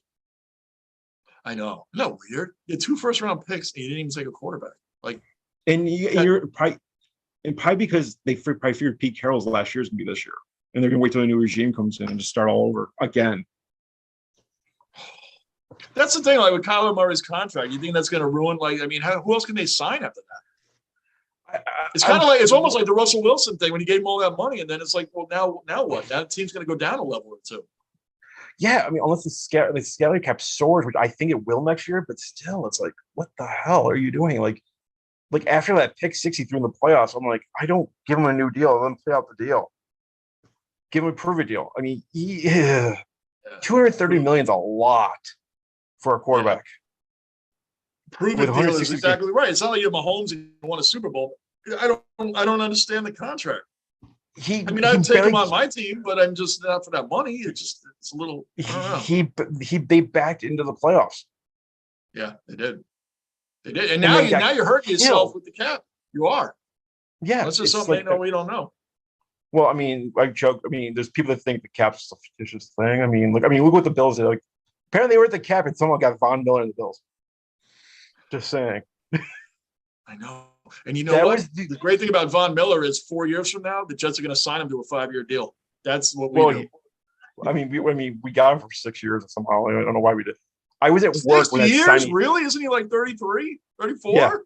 He wants to play till he's 40. He said that. That's fine, but still. I mean, At if he's that still age, doing it, at that age, when he's 38, 39, that's when you end up on the Lions or, somebody like that, Just, I think it was, remember Raul Mondesi? oh That guy God, yeah. made one of the greatest statements when he was at the end of his career. He goes, I know I'm at the end of my career when at the time, the Devil Rays and the Royals are fighting over me and nobody else. And they were just, he said, that's how I know my career is on the downslide, man. Raul Mondesi, I saw him play in LA in '98, I think it was. Yeah. It was the year Tatis had two. I was at the game when Tatis had 2 home runs in the same inning. It was '98 because it was the year McGuire's years. Yeah. Yeah, it was 2 grand slams. Yeah. Yeah, Wow. I was at that game. It was crazy. Like it's crazy. Despite I'm from upstate New York, I've been to Dodger Stadium more than any other Major League Baseball stadium. Like I said, I drove trucks cross country. I knew California better than I lived in a few states because of the job, but I knew the California well. I was in LA and Oakland all the time. I ran. Well, I see your Jackie Robinson behind you. My dad was a lifelong Dodgers fan. Like he used to bury the Yankees all the time. My father was a Brooklyn Dodger fan, man, and that's I got that out of respect for my father. God rest his soul. And he said, when the Dodgers moved, you didn't like the Yankees. You took the Mets, and that's just the way it was. No, he stayed. My dad stayed a Dodger fan. My father didn't. Obviously they didn't have all the technology they do now. He still was a Dodger fan, but he wanted to see and go to games because he went to so many games. He said he just started going to Met games, and that became his new team. And he said he wouldn't become a Yankee fan no matter what. He wouldn't become a Yankee fan. Yeah, because it was like I remember my friends said Derek Jeter is the greatest shortstop of all time, and my dad's like he's not even the greatest shortstop in New York. It's funny when I was growing up, I was more when I was growing up as a Yankee, I was a big Dave Winfield fan. Like that was the guy for me. Like growing up, I saw him throw out people from the warning track like on the fly at home, like I'd never seen that before. And his batting title race with Don Mattingly and all that. So I kind of grew up doing that whole thing with the Yankees, Mets, and then the '86 Mets. I thought it was like the most dysfunctional sports team ever to win a championship. I don't even think of it. Yeah, I don't even think that's a challenge. I don't even think that's debatable. Any team in any sport more dysfunctional than that. Especially with all the demons that Doc Gooden had. Doc Gooden, Al Strawberry, Nails, Lenny Dykstra, huh? What a straight up guy, huh? Yeah, you've got 2 cokeheads and a degenerate gambler. Keith Hernandez also, yeah, here's another one. Yeah, running the lines, yeah. Dykstra, I think he's on Howard Stern still a lot, man. That guy's a mess. He is a mess. That guy's an absolute mess, man. He's still getting arrested, getting drunk, doing all these. He has no money, It's amazing, and it's just like, dude, how do you fall from grace that much? But that '86 Mets team was the most resilient team, even with amongst themselves. It's just amazing what individuals. Well, they probably fear the only team that can beat them is themselves. Yeah, Dwight Gooden. Arguably, he was one of the greatest pitchers out the gate probably ever. He was amazing. No one could hit him. Yeah, and he was like, he's like Bob Feller. He was learning on the fly. Yeah. He was young. He's coming out, and no one can touch this guy. Like, he was incredible. And people that didn't see him were like, oh, why they call him the doctor? Because that's what he was. There was just no one even close to him. He was like 19, 20 years old and winning 23 games. That's back when they actually threw complete games, Yeah, they didn't have setup guys and closers. Well, they had closers. Lefty specialists and all this. I can't even keep up. I did a review on all the stats in baseball. I usually can remember things off the top of my head, but since I sucked at algebra so much in school, I'm actually reading these stats. I don't even know what they are. BABIP and INC and all these weird things. I'm like, what guys are sitting at a bar drinking Pabst Blue Ribbon, breaking down? I think they're drinking more than that, sir. It's definitely something stronger than Pabst Blue Ribbon. I can tell you that. I know that. I'm just like, you picture these guys that Yeah. are sitting there. Like, my point is like, who makes up these stats? Like, I don't picture any. Like, to me, if a guy's on second base, I'm not thinking about if the wind's blowing out 20 miles an hour, what this guy did, if he moves his foot an inch to the left or an inch to the right. Dude, just get a damn hit and get the guy home. That's what I want. I don't Yeah, care about the rest of these stats. It's I, ridiculous. I joke with my friends like that's one thing I love about baseball. They have the most obscure stat lines ever. It's like we'll just use we'll just use like Derek Jeter for just shiggles. Okay, it was like Derek Jeter is like 4 for 12 on Tuesdays, the days he doesn't shower or something like that. Yeah, And right. and they There'll be pull stats it for out. that. Yeah, they have stats for that. It's like, why do you have stats for that? The analytics just killed the game in a lot of ways, man. It just I'm like happy they're getting rid of the shift next year. I'm so happy. Hey, Lou and I were just talking about this on my last live show because he loves the shift. I told him I'm indifferent. I hate the runner on second more than anything else in extra. Oh God, I hate that. I hate that with a that passion. I hate. Well, I was probably at the game for the reason why that they did that stupid rule. I was at the Orioles Angels game in 2019, 16 innings, 6 hours long. But when the starting center fielder got the save for Baltimore, game ended at 2:30 a.m. local time. It was the longest game I've ever been to. Yeah, but I think it's all because we're in this offensive craze society where they want that too. average fan watching the game. Love pitchers duels. I love growing them. up, I love pitchers duels. I like the Gooden versus John Tudor, those kind of games. Remember, these are the kind of games I want to see. And the average fan wants the 14-12 game. Everybody use their bullpen. Now the guy that pitched in high school, that's your backup shortstop's coming in to throw the 19th inning. It just, yeah, that's what they want now. I don't want that. I mean, I went to I live in Rochester, and we had like a minor league game. I think one of the opening game days, like 5-6 years ago, I went to. It was one of the greatest games I went to. It was a pitcher's duel. It was 1-0, or sorry, 2-0, and there was 3 hits in the game. Yeah, that's a great game to me because it was like 2-0. The Red Wings had 1 hit, and the Buffalo Bisons had 2 hits and no runs. Like the only hit they got was the bottom of the ninth. The first batter got walked. The second guy hit a home run. That was the game. That was the only scoring. The average baseball fan, that's a great game to me. But to the average fan, it's not, because what they don't understand, they say, well, it takes forever for something to happen. No, the whole game is the pitcher, catcher, and batter. The whole strategy is right there. Yes. And people don't get that. They're waiting for something to happen. It's happening on every pitch. It's a chess match. And they don't see it. They don't get it. And I just want the 14-12 game. But even in football, hockey, the goalies had to downsize their pads. They want scoring. They want these, like the playoffs, they want these 7-0 games, these 5-4s. And, they don't want the defense. They take out hit, it just. I wish they could get good goaltending in hockey consistently. I would love to see it. I lost you there. You wish you could see what? Yeah, I would love to see good goaltending in hockey, like great goaltending. Like I played center. I want to see good goaltending. They used the first year. I don't know in how long. It might be the first year ever, but the league itself saw over 100 goalies this year. That is the most ever. Over 100 goalies played in the league this year. I heard guys are just baffled. I know. There's only 2 teams. I only repeated it so I can remember what I was going to say. I knew you heard me. If I repeat something, it's always because I'm trying to remember my next point. Calgary and the Winnipeg Jets were the only teams this season to use the traditional starter backup goalie tandem. Everybody else used a minimum of 3, including the Rangers, who had Shesterkin, who that dude was lights out. 2.7 2.07 goals against average. Jeez, that's insane, especially in this era. But it's like, I think, say Buffalo's 4, if I remember quickly. I mean, they're developing one who played for a couple games, got hurt. I know that. Yeah, they had Craig Anderson, who's about as old as Josh McCown. I think he's older than Josh McCown, for the record. I think he's 40. He's going to be 41. 41, yeah. Like when you're building a team, like to me, Buffalo, this is kind of where you and I have a reversal here. Like the Bills are finally taking off with a young team moving up. The Rangers are finally taking off. Right. The Jets and the Sabres are kind of similar. It's always next year. The Sabres now have a team. They even got Comrie from the Jets, who's a decent backup. To Hellebuck. He's Gonna be better than like I think they signed Ben Bishop, the guy who was injured last year for the Stars. I think he's on the Sabres technically. He's 38. I mean, it's just dude, Yeah, I mean, a good I young mean, team. they got a phenomenal young team. Like they're minor league teams in Rochester, and they made like I think the Eastern Conference, the Northern Conference Finals. Like they're good, they're young, and they're getting younger.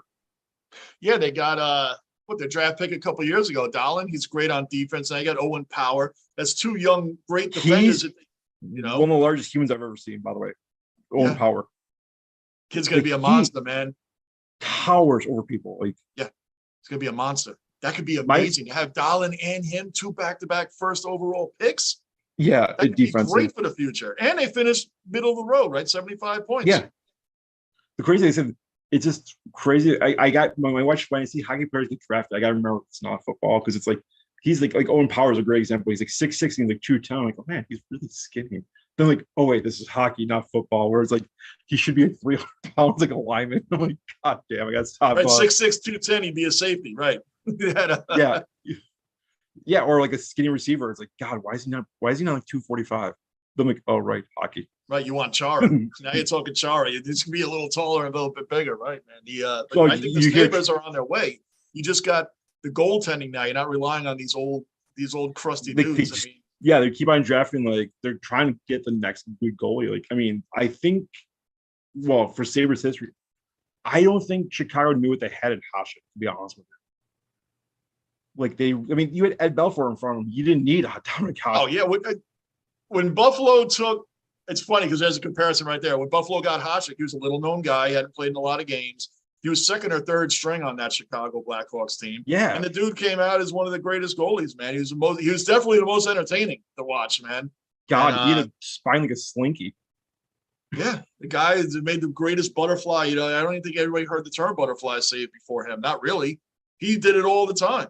So now when you're bringing Comrie, who's played in maybe 19 or 20 games himself, you hope that's what happens next. Maybe he is going to be the next Hasek. The Rangers had this kid, Alexander Georgiev, who backed up Shesterkin, another young kid. He knows he's never going to start over him, so he's been wanting to play somewhere else. He had a .90 something save percentage this year.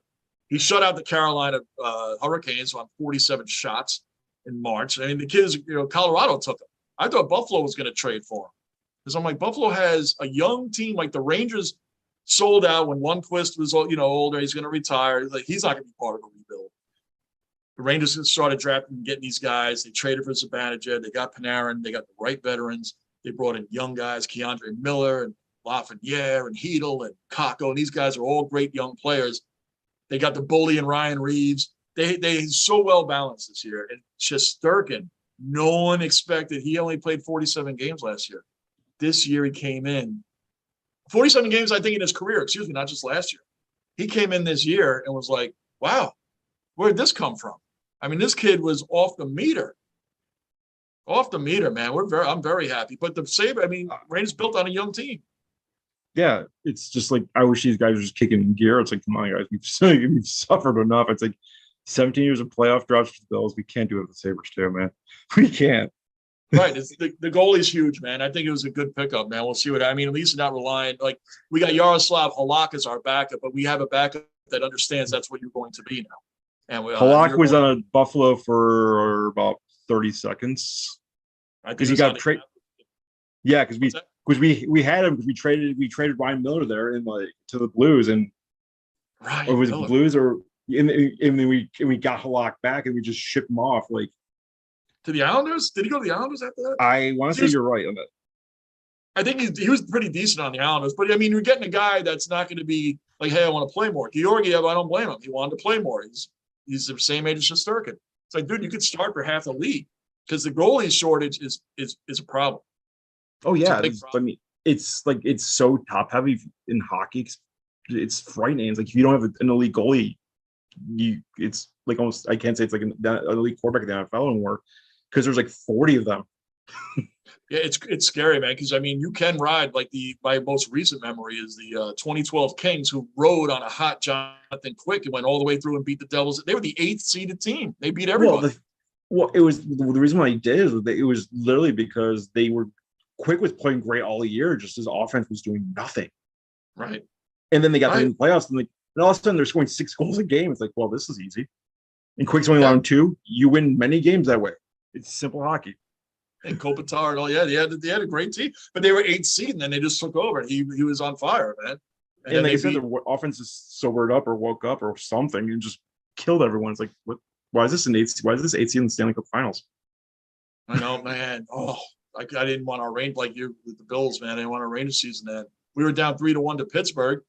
We're the first team in history for games 5, 6, and 7 being down 3-1. We were down in all those games too, and won all of them. Yeah. Yep, and that's where Pittsburgh was chanting Igor because everybody knew he was going to win the Vezina. They were laughing at him, mocking him. It's like, hey, man, you called him out. You wanted him. Well, now you got him. He even got yanked in game 3 and 4. Gallant yanked him in 2 of those games. He was so bad. And then they put him out in game 5. Like, why aren't you starting Georgiev? He goes, because that's the Vezina Trophy winner. Why would I crush his confidence? Get back out there, suck it up, and play. Do what you know you can do. And he did it. He did it. It's like that. I thought that was a great, bold coaching move right there, man. Because most guys would have gone to their other young backup, who's a very good backup, and he didn't do it. He said, "No, Shesterkin's our guy. He's been our guy all year. If I do that, it'll crush his confidence, man. You got to get back out there and do it." That's old school coaching. Yeah, absolutely. Well, it's no different like an NFL quarterback in the sense of like, if he's like going to be your starter, get him like, especially as a young guy, get him out there. Like after like, if he started, let him finish. Right. You're going to win the Vezina, man. You don't want to be remembered for like, even if you're him, you're like, oh, yeah, but I got blown out in the playoffs and I got yanked in 2 games and never saw another game. He's like, we're not ending his season like that. No. He's going to get back out there. He goes, you didn't even pull any punches. I'm not blaming anybody else. He gave up some bad goals. It got to him, you know. Then he went out there and he did it. And then they went to game 7 against the Hurricanes and they won there when they hadn't lost a playoff game at home. So, man, I was like really pumped up. Then when they played the Lightning, I always say they were up 2 games to none. In game 3, they were up 2-0. And then they did that old NFL prevent defense mode for the rest of the series. Like, okay, we're just going to hang back and not.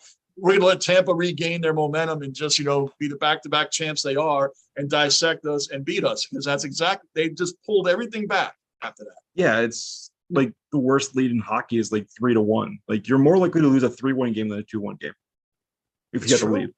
Which is the crazy thing is, it's because you get lazy. You're like, okay, cool. We got 2 goals. We can take it easy. And then all of a sudden, it's like a closer that comes in with a 3-run lead, right? Yeah. They come in with a 3-run lead, and all of a sudden, guys are on base. It normally doesn't happen. And they're giving up runs, whereas 1-0, they come in and they're just, boom, lights out. It's just like right. Edwin Diaz, man. The guy's lights out, but you give him a couple runs. It's just different, man. It's just weird. It's weird. I mean, your Mets have such good closers. It's frightening because I think even the one in Syracuse is like, he's hitting 103 on the radar gun. And he's in AAA. Isn't it scary how a lot of these guys are hitting? Remember the Rocket? The Rocket was 95 miles an hour, 96. And like, holy crap, he's unhittable. Yeah. Right. You got guys hitting 103. Yeah, and like, I mean, Chapman's control's off, but like he can hit 105. It's like, what the hell? When he set the record, 106, I think, yeah. Andrew McCutcheon was up. It was high and inside. Like, I mean, like, I don't even want to stand up there. Huh? I'd be scared to death. 106 high and inside. It was like, I remember that McCutcheon was on. It was I probably doctor got like ran out of the box and not cared. Like, I don't even know. Like the Mariners are on some hell of a roll. I don't even know why they gave Diaz up. I don't even know why they gave that kid up. Because he is, when he gets on the mound, it's over. It's as good as over. He comes in and he just mows them down 100, 102, 100. I mean, they just swing. They can't hit him. A lot of guys can throw that, but I think a lot of guys throw 100 right down the middle, man. They don't have the movement on it. They just don't have. Yeah. It's the crazy guys. I mean, you see guys like him, Garrett Cole, even who throws like a 93-mile-an-hour slider. It's like, that should be physically impossible. Like, right. I was like, hi, my name is Tommy John. Nice to meet you.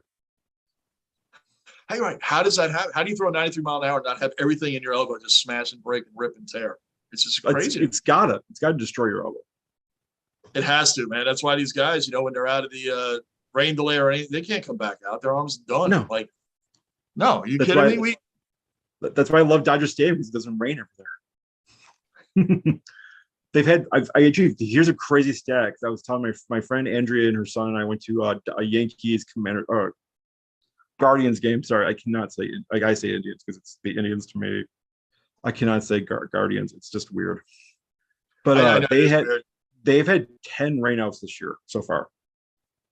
Like they've had 10 yeah, in a year, and they've had 10 stated rescheduled double headers because of it. Wow, Like, I didn't know it was that high. Yeah, in it's July. So guess how many rainouts the Dodgers have had? 0. 12 since they've moved to LA. 12 since they moved to LA. Wow. 61 years ago. They had 12 rainouts. That's crazy. Wow. Well, it doesn't, like I said, it doesn't rain. It doesn't rain there. Right. It's great. I honestly, Dodgers Stadium is like my favorite baseball stadium.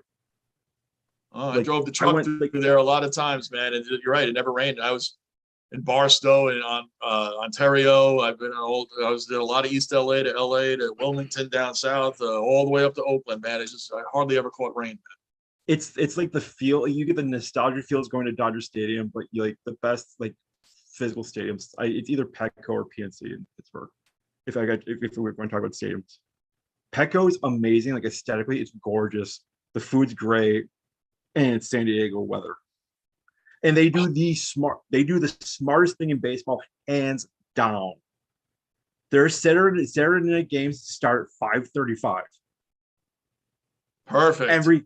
Right. So like you can go there, take kids, have a great time, 3-hour game. Cool. It's 8:30. Take the kids home. You can go out. You can still go out at night if you want to. Yeah.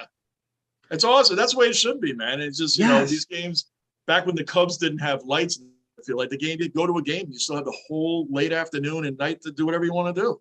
Right. You know, you're not sitting in traffic forever.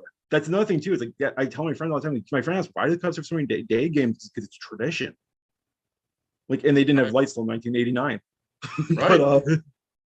But they had to have day games. I know, man, because these games, baseball or the finals, whatever, when they start at 9 at night, it's like, dude, especially when it's at the West Coast. Right. When it's on the West Coast, forget, like when the Warriors are playing, it's like, dude, I can't watch. I mean, like, I can't stay awake anymore. Yeah, it's like when the Dodgers Red Sox game happened. I remember that late night game. It was like midnight local time. Yeah, I mean, this was. I was joking about that game because it was like, I think it was like 4 or 5 days after my dad passed, and my dad, like I said, was a lifelong Dodgers fan, and I fear it was him doing it just to mess with everyone because that's the kind of guy he was.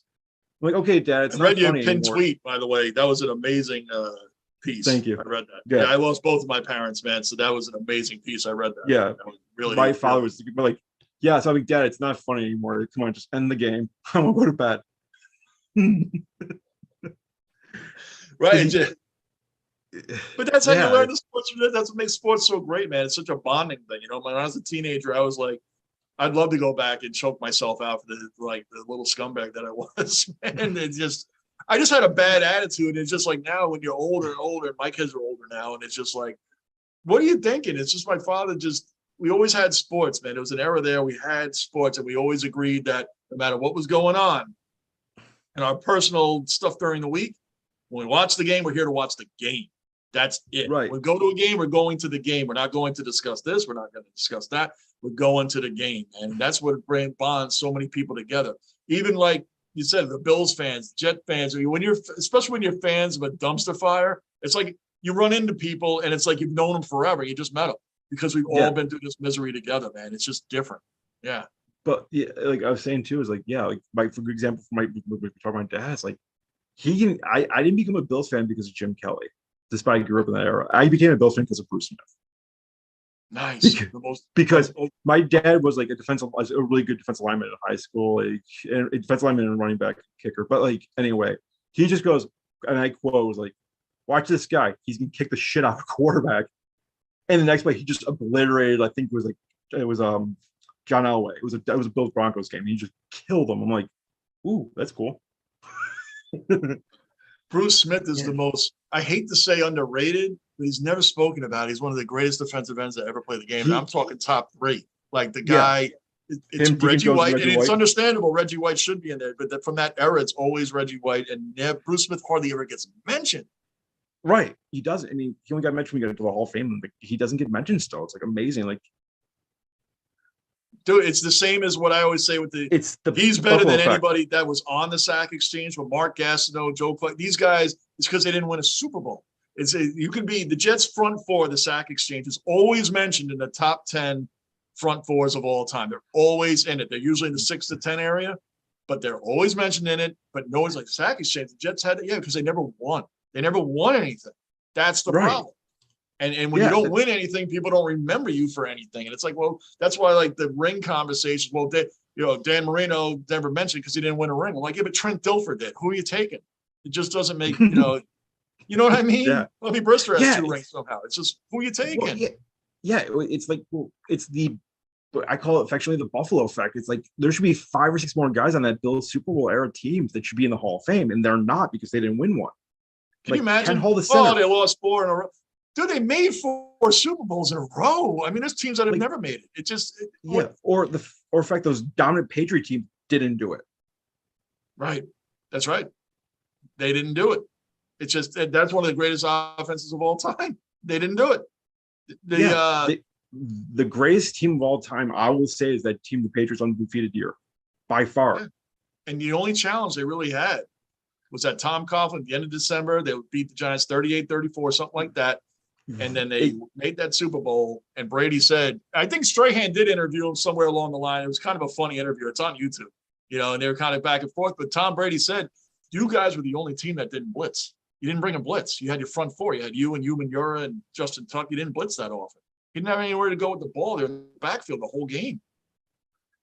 Yeah, it's like, I mean, then they get to the Super Bowl, and I think it just got in their head, like, hey, we can beat this team. Yeah, and Coughlin and Belichick came under the Parcells, the same coaching tree. These guys know each other like, Belichick said it. I mean, there's nothing I can pull out that guy doesn't know. Coughlin, he said he's more X's and O's than I am. He knows what our practice, everything. And the thing though is, like, they actually, I always say they quote unquote listen to me because I was been saying for years, the way you beat Brady is you hit him, you keep hitting him, and you don't let up. Right. Because remember, the Chargers did it for the first half and were winning. And they stopped. Like we just spoke about. I don't understand that. I got flack for saying, I don't respect Brady. I mean, I was saying, if I was a defensive coordinator or just a coach, I don't respect Brady. I don't acknowledge him. I beat the holy hell out of him. Right. And I don't stop. I don't care if I get flagged. Keep hitting him. Right. Like the Bengals lost to Joe Montana in 88, 89 Super Bowl around there. It's like, dude, why did you now you're going to give him the underneath the whole way down the field? You're just going to drop back and just let him pass? Yeah, John Taylor is going to kill you? Yeah, good luck. John Taylor, right. Catch the winning touchdown. It's just, dude, why are you going to give him time now? You don't give guys like that time. No. It makes no sense. Oh, he's only going to get 5, 6 years. Oh, fine. He'll do that the whole way down the field. Yeah, he had time. I forgot if it was the first time or the second time the Giants, they stopped showing how many times Brady got hit because it was like every play was like something like 60 quarterback hits. Right. The Giants were not. It's like when Holyfield first fought Tyson. It's like, I'm not intimidated by it. Yes, that's what it was. The Giants were not intimidated, and they had the right coach to bring it in. Not intimidated by Belichick. Belichick has a losing record to Coughlin, in his career. He's like 2-5. Yeah. Funny you mentioned Holyfield and Tyson because I actually have the shirt from the second fight. I was in Vegas. I was in Vegas. I was like, God, I haven't been 13 or 14. I was in Vegas 3 days after the fighting. I want that shirt. I'm like that, man. I'll see shirts and I want them, man. I get them. I have a lot of sports t-shirts. I just wore to school all the time, and I used to get so much flack for it, and I didn't even care because it was the Tyson shirt. It wasn't the Holyfield shirt. It wasn't. Yeah. I would have shirts I would wear it if I got home from school, I'd wear it after school because that way it's I didn't wear it 2 days. It's like a day and a half, and I wear it the next whole day. And I know I had shirts I had a Gastineau jersey, and I didn't ever want to take it off, because I didn't have a lot. We didn't have a lot, bro. I didn't have a lot. So when I got that jersey, it was like, I'm wearing this every day, everywhere. And I just did. And just people like, dude, you're going to take that off? No. And it's I only wore it a day and a half. I put it on yesterday afternoon at 4, They're like, it's this way I get it. I try not to be that way now. So because I still have certain jerseys and shirts I like more than others. Just the way it is. I totally get that. Like I said, I have a freaking Todd Collins jersey on the Bills. I'm gonna have to get up and show you another classic. Like people ask me all the time, where the hell did you get that? I only got it when the Rangers first got this guy. I'm scared. It's insane. Got a lot of things down here in the basement, man. Now, here's their Is that a alternate Yager jersey? even well, not better player, but they never think that anybody would have this guy on the Rangers, considering he was a huge rival like Yager. Oh wow, that's even crazier. That's Imagine awesome. that. Wow. Now I can walk into Wells Fargo Center for a Flyer game with a Ranger jersey on if that's on the back. And so you get more. You get more. Wow! Like, where did you get that? I got it when they first got him. When they first got him. This is 20 years old. This jersey. God, yeah, it has to be at least. I mean, God. They got it when they first got you. I don't even think you can find that anywhere except maybe eBay, and who knows what you're gonna really get. You know, it's insane. But yeah, I have odd jerseys. I mean, obviously he was probably had a better career than Todd Collins ever had. I mean, he's got the craziest like story arc like ever for like one crazy story for a hockey player. It's like the fact like his rookie year, you know, he got a higher voting in the MVP race than the rookie of the year. Yeah. Well, if it makes you feel even better, if it makes you feel better, I had I can see to a point. I had to check one thing on there. Okay. I bought a Neil O'Donnell Jets jersey when they first got it. Oh my God. Do you still have it? I still have it. If you come to the Bills Jets game, you're wearing that O'Donnell jersey. I will make you wear that, Johnny. You've got to wear that. You've got to wear that. You can still bring the basement jersey. You can do that for like Panorama, but you got to wear the Neil O'Donnell jersey. It's like, what was I thinking when I'll make you a deal. If you come up with the O'Donnell jersey, I will wear the Todd Collins jersey that day. What is more humiliating? Oh, that's easy. It's Neil O'Donnell, without question. Yeah, it absolutely is. I mean, this guy had all the accolades for throwing to Larry Brown the whole time in the Super Bowl. Man, dude, this. I think he got paid for that Super Bowl. I swear he threw that game. I mean, there was nobody in the area on some of these interceptions. There was like wasn't. And he got Larry Brown a lot of money with the Raiders, right? Yeah, the Raiders. Yeah, he got him. The Raiders. I think the Raiders signed like 3 or 4 straight Super Bowl MVPs because they could. Because Al Davis is Al Davis, and we'll just leave it at that. Not to speak ill of the dead, but Al sometimes was off his rocker a bit, like speed side. If he was so the side speed straight, I still don't get why he took Mark Russell first overall. He should take Kelvin Johnson and just call it a day. Like, right, man, saying, like, that was all. This is an Al Davis pick. Guy's 6'5", he's 240. He runs a 4.3 940. He can catch everything, and you're not taking him because reasons. Same reasons the Jets didn't take Warren Sapp because he took Anthony Beck because he smoked weed. I mean, that's why we didn't. That wasn't Anthony Beck. That was Anthony Beck. That was Kyle Brady. Anthony Beck, Kyle Brady. Yeah, Kyle Brady. You know what they took it right. That makes it worse. They took Kyle Brady because he's from Long Island. They wanted the hometown boy. Kyle Brady instead of Warren Sapp. That's what Jets thinking is.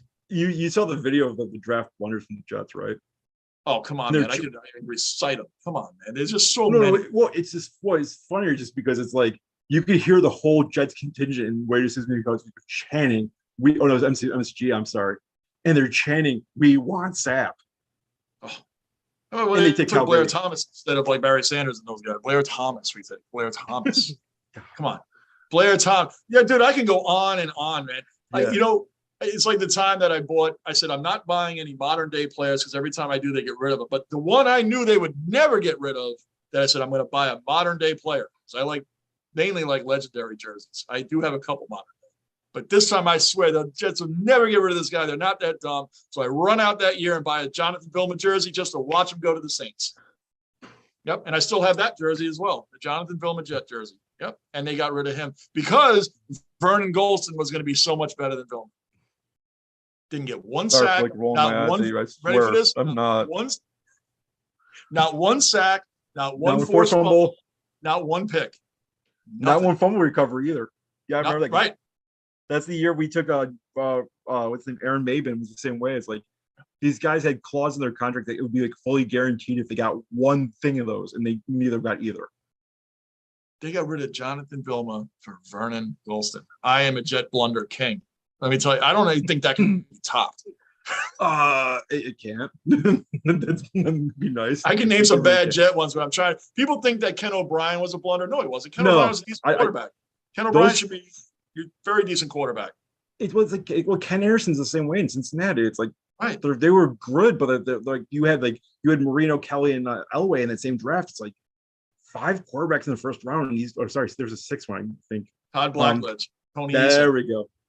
Yep, Tony Eason and Todd Blackledge. Yeah, the Jets like Ken O'Brien. If Dan Marino, okay, I understand. If Dan Marino landed on that Jet team, Wesley Walker, Free McNeil, and the whole sack. Oh God. Yeah, definitely. Because when people think Clayton and Duper were decent receivers, they weren't Al Toon and Wesley Walker. I mean, they weren't free. They had a running back, Free McNeil, not Tony Nathan. You also you had Marino who loved throwing the ball. Right. Like he didn't want to run the ball at all. He wanted to just throw the ball 800 times a game.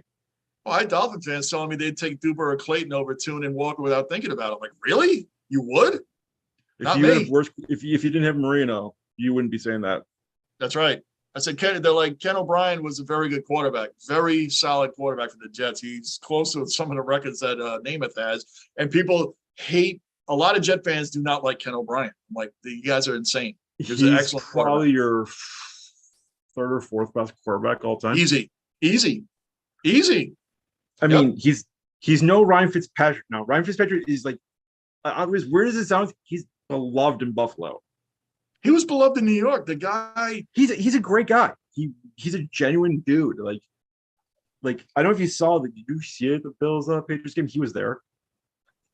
Ryan Fitzpatrick said it was very interesting going to a Ranger game with Nick Mangold, who likes to sit right behind, and you can YouTube this. He sits right behind the opposing team's bench, and he's yelling over like trash. Oh yeah, he yells at the coach and Crosby. What are they gonna do? Players. I mean, what are they gonna do to Nick Mangold? I mean, God, he's like 6'4", 330. Like, what are people gonna do him? And I think he's still not even the best offensive lineman in his family. Oh my gosh, yeah, man. I mean, you see him at these Ranger games. He's banging like the Dallas Stars. Well, you know that, right? He's not even I'm telling you, he's not even the best offensive lineman in his family. Oh, isn't his sister like a powerlifter? Yeah, Hollywood, but more than him. Yeah. Before she got into powerlifting, she was a starting guard for the high school football team before she broke her back. She can bench more than him. That's right. Yep. Yeah, he said it. She's a little out there. My ex-girlfriend, she knows her. She's like, she's a little, but still, like, she's one of the strongest women I've ever seen. Oh, it's like growing up. It's like, you don't want my sister to come around, and you're a big dude. Yeah, exactly. You got a problem with me, you get to deal with my sister too. It's like Reggie Miller admitting that Cheryl Miller could take it to him in one-on-one when they were growing up. Like she beat him all the time. It's like I have to explain it to like people that don't like casual basketball. It's like, yeah, Reggie Miller's great, but like his sister is the best women's basketball player of all time, and probably laps around him. He admitted it. He's like, man, it's like he's like talking about shooting against Bird, and he's like, I don't like shooting against my sister. The greatest Reggie Miller story is when the NCAA tournament went through Madison Square Garden, and he was on the call, and they booed the ever-living hell out of him when he walked out. He's like waving, he's being civil, and they're booing him. Like his last game at the Garden, though, they gave him a standing ovation. Like they because they respected the trash talk, and you backed it up, and you brought it. You got to respect it. Yeah, absolutely, especially when him and Spike Lee hug. Yeah, I mean, like at Fenway Park, like Mariano Rivera is loved in Boston because you know what, he's just respected, man, up and down the wall. They just love him. He's got another. If you want to talk about weird baseball stats, Mariano Rivera's got my favorite one of all time. That he's allowed less earned runs in the playoffs than Ben have led on the move. Yeah, there's 11 earned runs in the playoffs. It's crazy. His entire playoff career, 11 earned runs. That's it. In 20 years. Yeah, that's it. Yeah, he had that big thing against Boston when he blew that game in the 9th, and it's like, okay. And when the opening game the next year, opening series, when the Red Sox got their rings, they were laughing at Rivera when they called him. He tipped his cap to them at the All-Star game as well, man. And they love him for it. He's like, hey, I gave my best stuff and they hit me. I mean, what can you do? Yeah. He said the fans deserve it. They haven't won anything in so long. And it wasn't a snide remark. No, it was not at all. Yeah. He said, I completely commend them for doing it, man. And they loved them for it because it wasn't classless, man. It's total respect. He's like, hey, I do my best stuff and they beat me. I mean, what else can I do? yeah, like, with Rivera, it's like you got his best like every night. Like it was easy to watch Yankee games in the ninth inning. Ortiz was like the only one that hit over 300 career, and he was even like, and I know they're good friends. He was like, "What do you guys think?" I got excited when he came out of the bullpen. Like he said, that cutter broke so fast. It's like it was hard to hit it, man. He's like, I swear, it went two speeds. I think he had like a little rocket attached to it or something, man. Because he'd get faster as he got closer to home plate. it's just insane, man. I know. And the Yankees have some players that have like weird, like all the great pitching and pitchers they had over the years, starters, and Andy Pettit's the only one to never have a losing record. All the years he Yeah, was there, he never had a losing record. that's Never. baffling for the names of pitchers they've had. Right. And he's the only one. I always told these guys, I'm like, if I were the Yankees and you guys have a big World Series game in your history of pitchers, I would pick Pettit over all of them to pitch that game. Easily. Yeah, I Yep. agree with you. Must there. win game. I mean, if I had to pick a second one, I still pick Clemens, but still, because I'd take Pettit over anybody. That guy was money when it really mattered. It's just so weird because he doesn't have the hardest fastball. He's not in the Hall of Fame. He's not. he just I'm like, he's probably one of the most valuable Yankees that's ever played for them. I would say he's a poor man's Greg Maddux, and it's like he could paint every corner. Yeah. Think about it. They beat that team with Smoltz, Maddox, Glavine. Those, I mean, it's so odd. Those, that's so odd. Atlanta is the weirdest team. They won one World Series that whole decade, despite they had the greatest pitching rotation in possibly baseball history. And they're called the team of the 90s. That's really weird to me because the Blue Jays won more World Series than them. The Blue Jays won 2. Yeah, but I mean, they won 92, 93. Then Atlanta also won the series. They should have won, but they didn't. Cleveland, because it was and the one against like the Twins, like when both teams went from worst to first, and they both meet in the playoffs, and the Twins beat. Like it's weird, man. And they're the team of the 90s. I'm like, that's odd because the Yankees. Because they made the World Series. Well, they won the World Series, what, 7 times, 6 times? Twins. Yankees. Yankees Yeah, twice. Cleveland. I think it was like at least 6. We're missing one. Wait, the Blue Jays beat the Phillies, and then they beat. Wasn't Atlanta. No, it wasn't Atlanta. I'm trying to think. They beat the Phillies, and who the hell else did they beat? But it's just they went a few, like I said, they won like 4 or 5 times. It's like insane to think. It was just that sheer pitching staff. The Mets could never get past when the Yankees beat them up 8-2 in the World Series, like in both series. Like they swept them, and they came back from two down when they had Wade Boggs on that team and Cecil Fielder, and they looked like they were going to get swept, and then they turn around and beat them 4 in a row, and then they sweep them in '98. Yeah, 98, and then no, not 98. That was the Padres. 99, they swept the Reds. Yeah. Swept them like nothing. Weird. And then they beat the Mets a year after that. So Mike Piazza had that long, should have looked like a home run, last out the Bernie. Yeah. In the whole bat incident too, it's like, oh yeah, it's just that was weird. That was crazy. My only gripe with the whole situation is like I forget who was the pitcher for the Mets that threw the curveball behind Clem's back. I'm blanking on it. Bob, was it Estes, if I remember correctly? Shawn Estes, yep. That's what it was. Estes. Yep. And he threw like a 60-mile curveball behind his back. I'm like, Clemens would throw a 95 at your head if you did that stuff to him. Yeah, like he wouldn't have any sentimental thing about it. It's like, dude, you got to drill this guy. He would plunge him right in the head and wouldn't care. Okay, that's like, can we trade for CC Sabathia right now and put him on the mound? CC Sabathia, when he gave up that I think it was a $500,000 bonus when he drilled the Rays a couple of years ago. Do you remember this? Yeah. He had a huge bonus coming. I think it was around 400,000 or 500,000. And because the Rays were hitting the Yankee batters left and right, he went up on that mound. All he did was complete that inning. And he drilled the very first. Even the Rays were like, we respect that. He stood up for his team and gave up all that money. I know he's super rich anyway, but it's just the point. But yeah. He was a team guy all the way. And I players like that I love because those are old school guys. I'd be scared he'd be scared to face because he's just such a massive man. He's like 6'8", 300 pounds, and just they used to say when the Yankees just recently, like they're gonna come out like benches clear. It's like, well, you got half the Yankees team is like 6'6" and above. And they're the pitchers. Right, and they're the pitchers. Right. Right. Yeah, crazy. Yeah, the average height, like Octavio went to the Mets. It's like the guys, like all the guys, like all the starting, like 3 starters, like the rest of the closers were all like, except for Chapman, were like 6'6" and taller. It's like, do you really want to fight these guys? Really? Oh man, it's like just whatever. It's BS. Just go back. It's funny, man. It's just yeah, we're good. Thanks. Actually, we thought this. Yeah, you were right to drill us, man. Because we did hit your batter. So yeah, we're good. Yeah, it's funny, man. That is great stuff. What What's the other? Oh well, We should probably talk about the big news out of professional wrestling. We gotta talk about it because it did happen. just about to jump to SummerSlam. Yep, got to talk about it. But we gotta jump before we get to SummerSlam. We got to talk about the other big news of today. Shoot. Vince McMahon officially retired today. Oh yeah, Vince McMahon retired. I thought he was making a wrestling change. Of course, retired, 77 years old. Yep, isn't that crazy? And Brock Lesnar walked out of SmackDown tapings tonight because of it. Do you believe it? I'm surprised with Heyman there. I'm surprised he did because like him and Heyman are like father and son. No, I know, but I mean, do you believe Vince McMahon's really retiring and staying away? That's what I mean. The Brock thing, yeah. I think in a sense of because I think he's still in charge of creative, but that's about it. But I mean, when I hear a guy like that retire, it's like, okay, you're gonna retire. You're like, are you really staying away? Are you a consultant? Are you still like, I don't like. What do you do when you're in it that long, man? You're really retiring, especially when you're. Well, he even said it. He thought he'd be dead before he retired. I just don't. Maybe his intentions really are that way. I just find it hard to believe he's retired. Well, I think it's the whole scandal with the affairs and all that. I think he finally just got him, and just I think that's it. And it's just, the board just gave him no confidence. I mean, that's got to be it.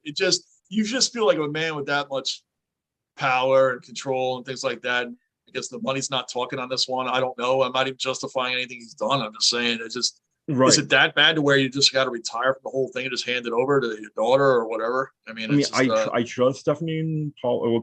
I do call them by his name. Like Stephanie and Paul, I do trust them. I think they're going to do a lot of good things. I think it's. Oh, me too. Triple H is awesome, man. I know it's hard to get around Triple H, but yeah, I know what you're saying. Yeah, it's yeah. They're doing an outstanding job. Really, I've been like texting my friend like, please fire Kevin Dunn day one, please.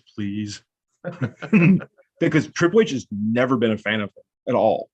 Right. The head executive producer, he hates him. Like, they probably can now. Maybe they can. Maybe Vince liked them. Maybe he's protected by Vince. Now they probably have free rein to do what they want. He was definitely protected because supposedly he saved the tape library from a fire, like from his dad. So Vince owed him a favor. Yeah, they after the whole DX era and Stone Cold Rock, there was a point a couple of years there where it kind of faded out. I think the ideas that came back in Triple H and when Stephanie McMahon and all that came around, it really picked up again back when Triple H took over.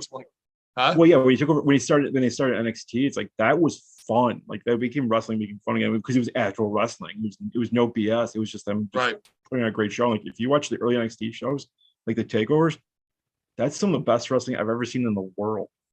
Yeah, because it's like watching Friday night fights or Tuesday boxing with no names out there. They're swinging for the fences, man, because they're not worried.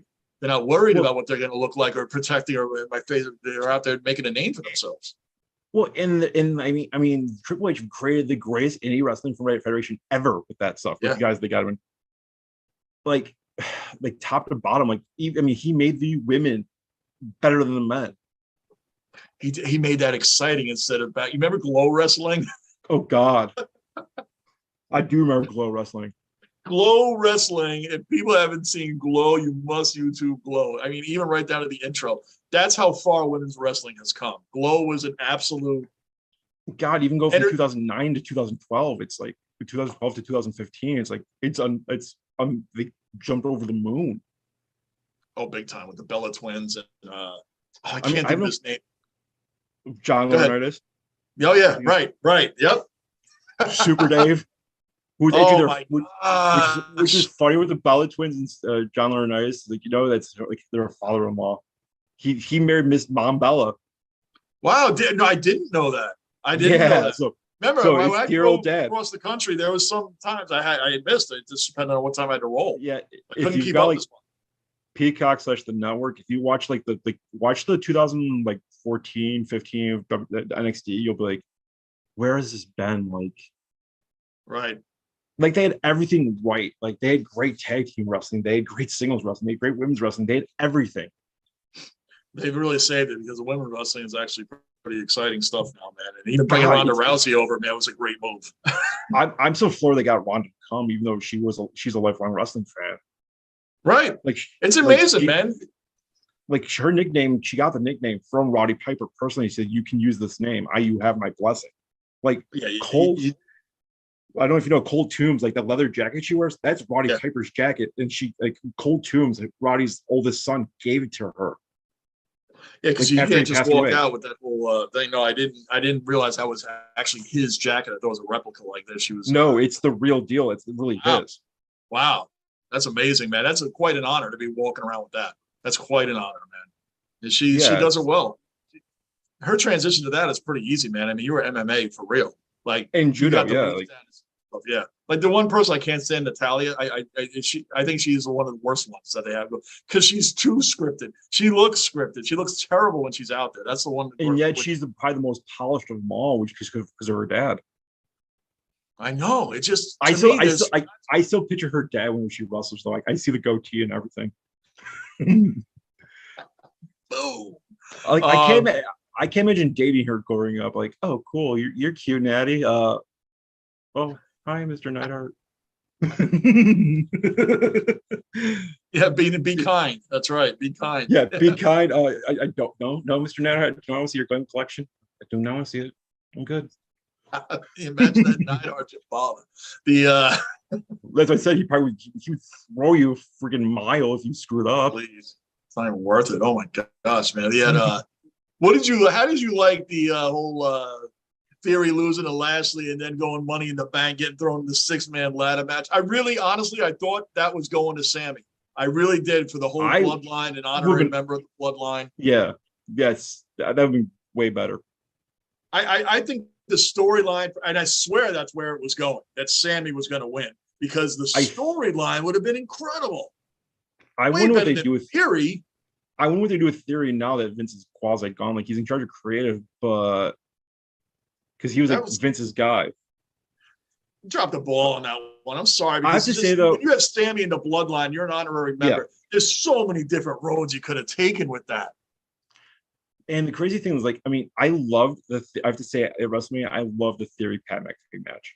Like, Pat surprised the hell out of me. Like, I have to keep going back. He was a punter and he's doing like super athletic stuff. I get it. It's a wrestling ring. It's like a gymnastics mat. But remember, again, he was a pretty athletic punter. I mean, like he got in there. He hit people, man. He ran around. He did some stuff. I know it's not wrestling, but I'm just saying he's not your average punter. I mean, he got drug tested more than Ricky Williams too. Yeah, sure he did. Yeah. Well, there's a reason for that. And he always could, because I remember like, the day he drilled what's his name, the little guy from Denver, Trinidad Holiday, and the next day he got drug tested for it. Oh yeah. He's like real random NFL. I'm like, well, Pat, you do tweet about pot a lot. Yeah. Let's dive into that, man. Yeah. Yeah. He's like, I'm good. He's like, yeah, I'm good. So Pat McAfee, from his show too, and then from the way he does SmackDown, the guy's got the whole attitude for it, man. I think he's awesome. He's perfect. For like, I'm surprised Fox hasn't like packaged something with him. Like, how can you not? Some people hate Pat McAfee. I mean, he has a lot of haters. They think he shouldn't be on Mad Dog Radio. I'm like, what are you kidding me? That guy is incredible. His show is awesome. Comes right on after Adam Shine. He's amazing. I love listening to because he's different than everybody else on there. And he talks real deal. I mean, he really does talk. And he admits when he doesn't know something. He's like, I don't know. I ain't on here with the stats and all of you and every single move that's made. I love that. Like I said, I would love to see him do like the whole deal when he signed that new deal with Fox, where he's like, okay, like, you know, because Fox is like desperate for like people covering games. After leaving Joe Buck and Troy leaving, for how you feel about them, they were the A team for Fox. I'm all for it to bring McAfee in. Why would you not? But I think that they think that the crowd wouldn't be so. I mean, I remember Russo. When I drove the truck, I listened to it all the time. I listened to Russo at the station all the time. And when they put McAfee on at noon, they were calling Russo like, "Hey, I don't like this guy. He curses and he does it." Like these old timers, they were all offended by McAfee's show. I'm like, well, it's like, man, the guy is incredible. He knows the stuff that we're not saying he doesn't know. It's a different show. They had to explain to him it's a different show than what you used to, from the Morning Men to Shine to Russo and so on. You know, I think they had Nick Wright on at that time too. Yeah, Buffalo's favorite person in the world, Nick Wright. But no, what I'm saying though is like for McAfee, it's like, okay, cool. Have him do SmackDown, have him do college football the next day, have him do the NFL as your lead analyst. Like, because his mind is so, I mean, granted, he's so out there, but he's so dialed in. He's so passionate about it. Why not do it and have him on? Like, He takes the time to actually learn and go out there and do great. Now he's Yes, wrestling. What? he learned. He's wrestling Happy Corbin now, right? I mean, Yeah, bum ass Corbin. Yeah, he's wrestling. but it's like this guy brings it for everything he does, and like you could have him do okay. You could have him do like the Saturday football games, Sunday football games, fly him to wherever the wrestling pay-per-views that night by private plane. You're paying him like millions of dollars anyway. But I agree, man. Because he could do it. He would do it. I guarantee it, because he loves that stuff. And he's perfect for wrestling, man. You need guys like that, man. I without mean, when I question. grew up, it was what? Yeah, When I I agree grew with up, you. it was Bobby Heenan and Gorilla Monsoon and all those guys, man. I mean, but you know, I love Heenan. hard. I love Heenan. Heenan and Monsoon are still the standard for me, though. They'll always be the stand. That's where old school, like if you didn't grow up with it, you'll never understand what we're talking about with Monsoon and Heenan. Monsoon's he's a beacon here because he grew up in Rochester, New York. Like, so he's like probably Rochester's best known athlete. Oh, he's had the greatest tinted glasses too. I always loved him when I was a kid. I'm like, this guy has the awesome glasses, man. He just and he was the perfect straight man. Yeah, he was amazing. I love Gorilla Monsoon and Jimmy Hart and all those guys. So Pat McAfee is kind of like, I can even see him, you know, being a manager for somebody out there too. Like he has that whole style about him. Like he'd be a great heel manager. Just like, my guy's the greatest, you know. Oh, and he'll talk the smack. He'll get out and wrestle too, man. I don't like the managers of today are just. It sounds like we're a couple of old, angry, grumpy guys, but they're just not as great as the ones from back then. I don't know. Oh no, some are. I like Paul Heyman. I do like Heyman. Paul's great. He's amazing. I think he is because he does everything really well. Like commentate, he can comment. It's the coolest thing to do is like if you have Peacock, I always call it the network. Yeah, I have. If you watch like a 1990 WCW pay-per-view, then watch a 2001 WWE pay-per-view, and it's the same team. It's Jim Ross and Paul Heyman together. It's just surreal. Paul Heyman to me, yeah, he's a genius with this stuff now. I love him. But you know, back then, even Paul Bearer, man, you're not going to get that again. You know, Paul Bearer was hilarious, man, and like I said, Jimmy Hart. These are guys who are great that I grew up with. That were just like, well, I think because they were always in the business. It's like, you know, they're not guys coming strolling in like in their 30s. These guys started when they were 15. It's like Bobby Heenan was like that. Like who's Gunther's guy? I can't stand him, man. It's just I'm even not a Gunther fan. But that blonde guy, I love him, but like I don't know. His matches are just I don't know. They're just boring to me. I don't know. Like I know he took it from Ricochet, but I don't know.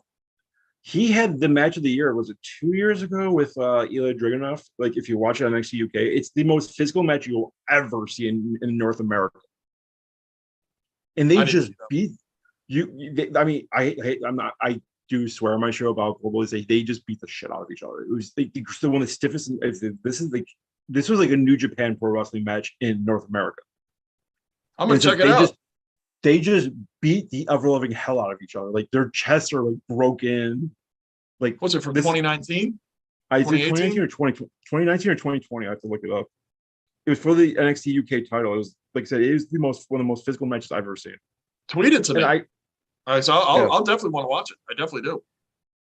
Yeah, I know it's on the network. I just got remember when. Oh, I'll look it up then, man. I gotta. Yeah, like I said, I can't recommend it enough. It's like, I mean, it got raver. It was like I think it got the only 5-star match of 2020. Wow. All right. Well, I'll check it out. Like with no crowd, those hits are so much louder. He's not wrestling in Slam. Not that I know. I don't think so. So I'm gone. No, he's not. Which I wish he was. Like he's not because I know he battled against Ricochet a couple times, and then he just. I wish he wasn't IC champion because I would have him be the man to dethrone Roman. Yeah, they either do Roman. That'd be an interesting match, man. I want to see. I want to see what they're gonna do with if Lesnar really walked out and he's not gonna come back. I mean, if what they're gonna do to substitute, they're saying Goldberg, but please don't do Goldberg, man. Don't do Goldberg. Like I would love to. I would love to see a Gunther Reigns match at SummerSlam and have Gunther win the title. Because until like 2 years, well, the problem was like until last year, he flat out said he didn't want to come to America full time because he wanted to raise his family in Europe. I can see him doing it. I don't know if he has like the fanfare. Like when they say Goldberg, they're looking for the big fanfare, and the big, average fan knows Goldberg. They may not know Gunther that well, and Right. he may not have the following that at Gold. They're going to look for a big following person. He doesn't have the big following, but he's got the hardcore following. Like he's like, this guy will beat the hell out of him. Right. Like, and I mean, he's perfect for a last man standing match too, because he doesn't leave his feet ever. the last man standing. Yeah, that I just don't think he would have the best way I can put it. I'm not even knocking him. I just think that they think he has the draw that a bigger name's going to bring. He does internationally, not so much in the States because he hasn't wrestled that much in the States, which is that's what I mean. They haven't built him up enough yet. Which is sad because this guy, like you said, should be main eventing WrestleMania. Like that's serious. Like he's just like machine. Like I get it. I get it. He lost weight. Like he was just be like 300 pounds. He used to be like, okay, he's what what's his name was supposed to be. Guy from Russia, Vladimir Kozlov. When he was supposed to. This guy.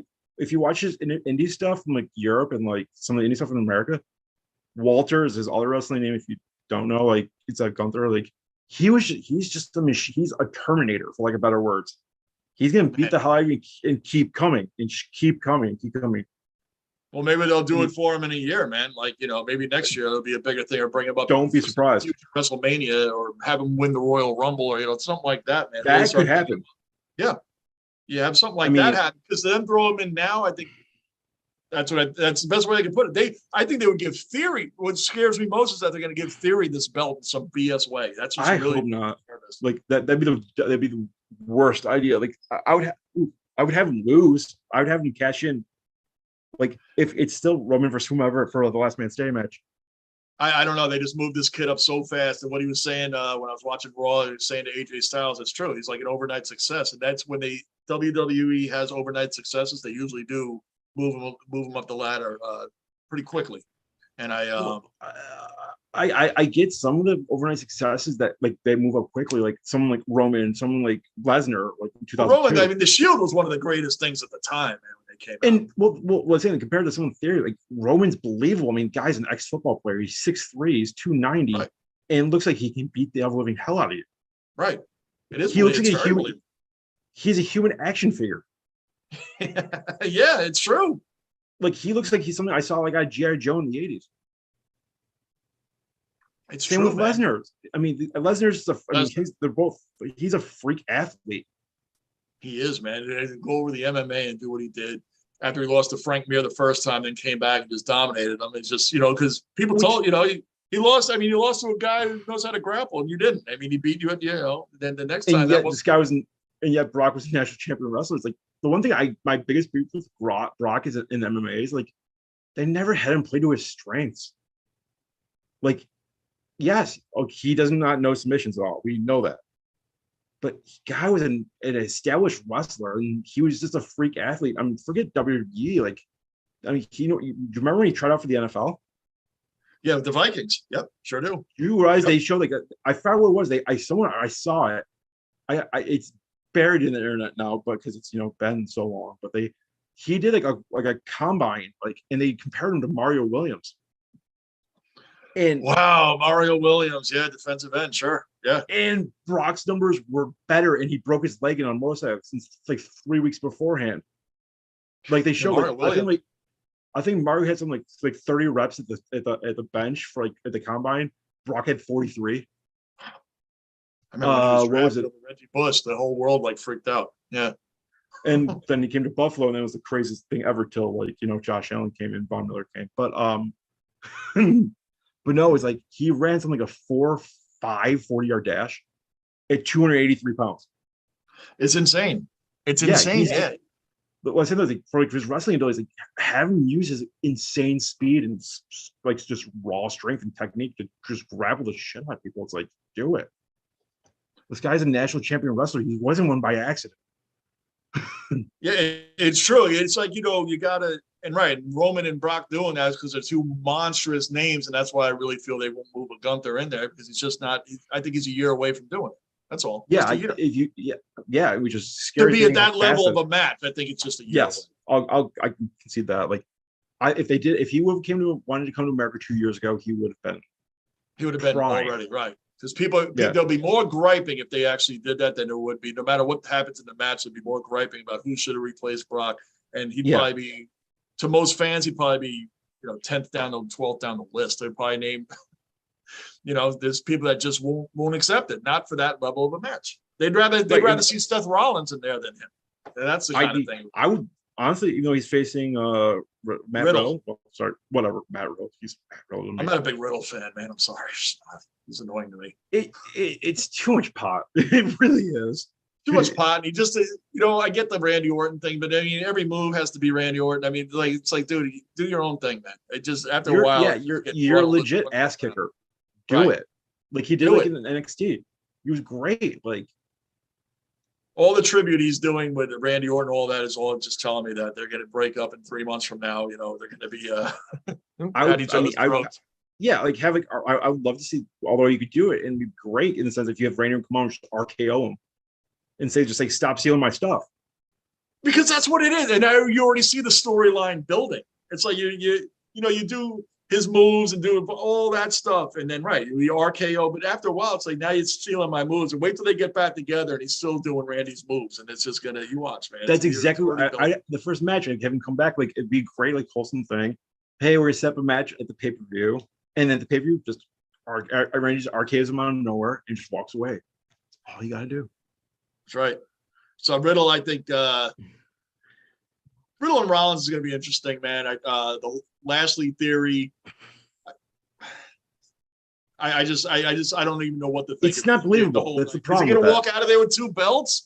I mean, I hate the way this guy's moving along so fast. I think they're going to have him beat Lashley, get that belt, then go and jump in there with Reigns on top of that and walk out of there with 2 belts. That would be the worst thing WWE ever does, just because it's like, okay, he can walk out of there with 2 belts. I know, but it's like the fact that it's just like, it's not believable to me, because it's like, okay, like I said, Roman's a legit ass kicker. So is Bobby Lashley. The guy's like I'm so surprised they don't hype up his army background more, like they did the first version. Maybe he doesn't want to. I thought about that once, and maybe he personally doesn't want to, for whatever reasons. Maybe he just wants to keep that separate from this, because he doesn't. For whatever reason, he doesn't want to run that. I don't know what his history was in the military, whether it was great. Maybe he doesn't want. I don't know. Yeah, it's just curious to me. Just because it's such a big thing, it's like, why not do it? It'd be good. It's good PR for the company. Maybe there's something. Maybe like you said, there's something, I don't know. I don't know. I mean, Bobby Lashley is a great character. I love the guy, man. He's like he's a more polished Brock. I mean, he's a more active Brock Lesnar. He definitely is a more active Brock Lesnar. The guy is amazing athlete, man. I'm sorry. That when they faced each other, was it a Rumble they faced each other? Was it? I think it was. I think you're right. It was Rumble. So I would have had them. I'm sorry. I would have had them work. I would have made it like, and I would have hyped it like, hey, this is gonna be a work shoot match. Like, they're gonna beat the hell out of you. We have and the only thing you have is the finish. I think it was Rumble. I think you're right.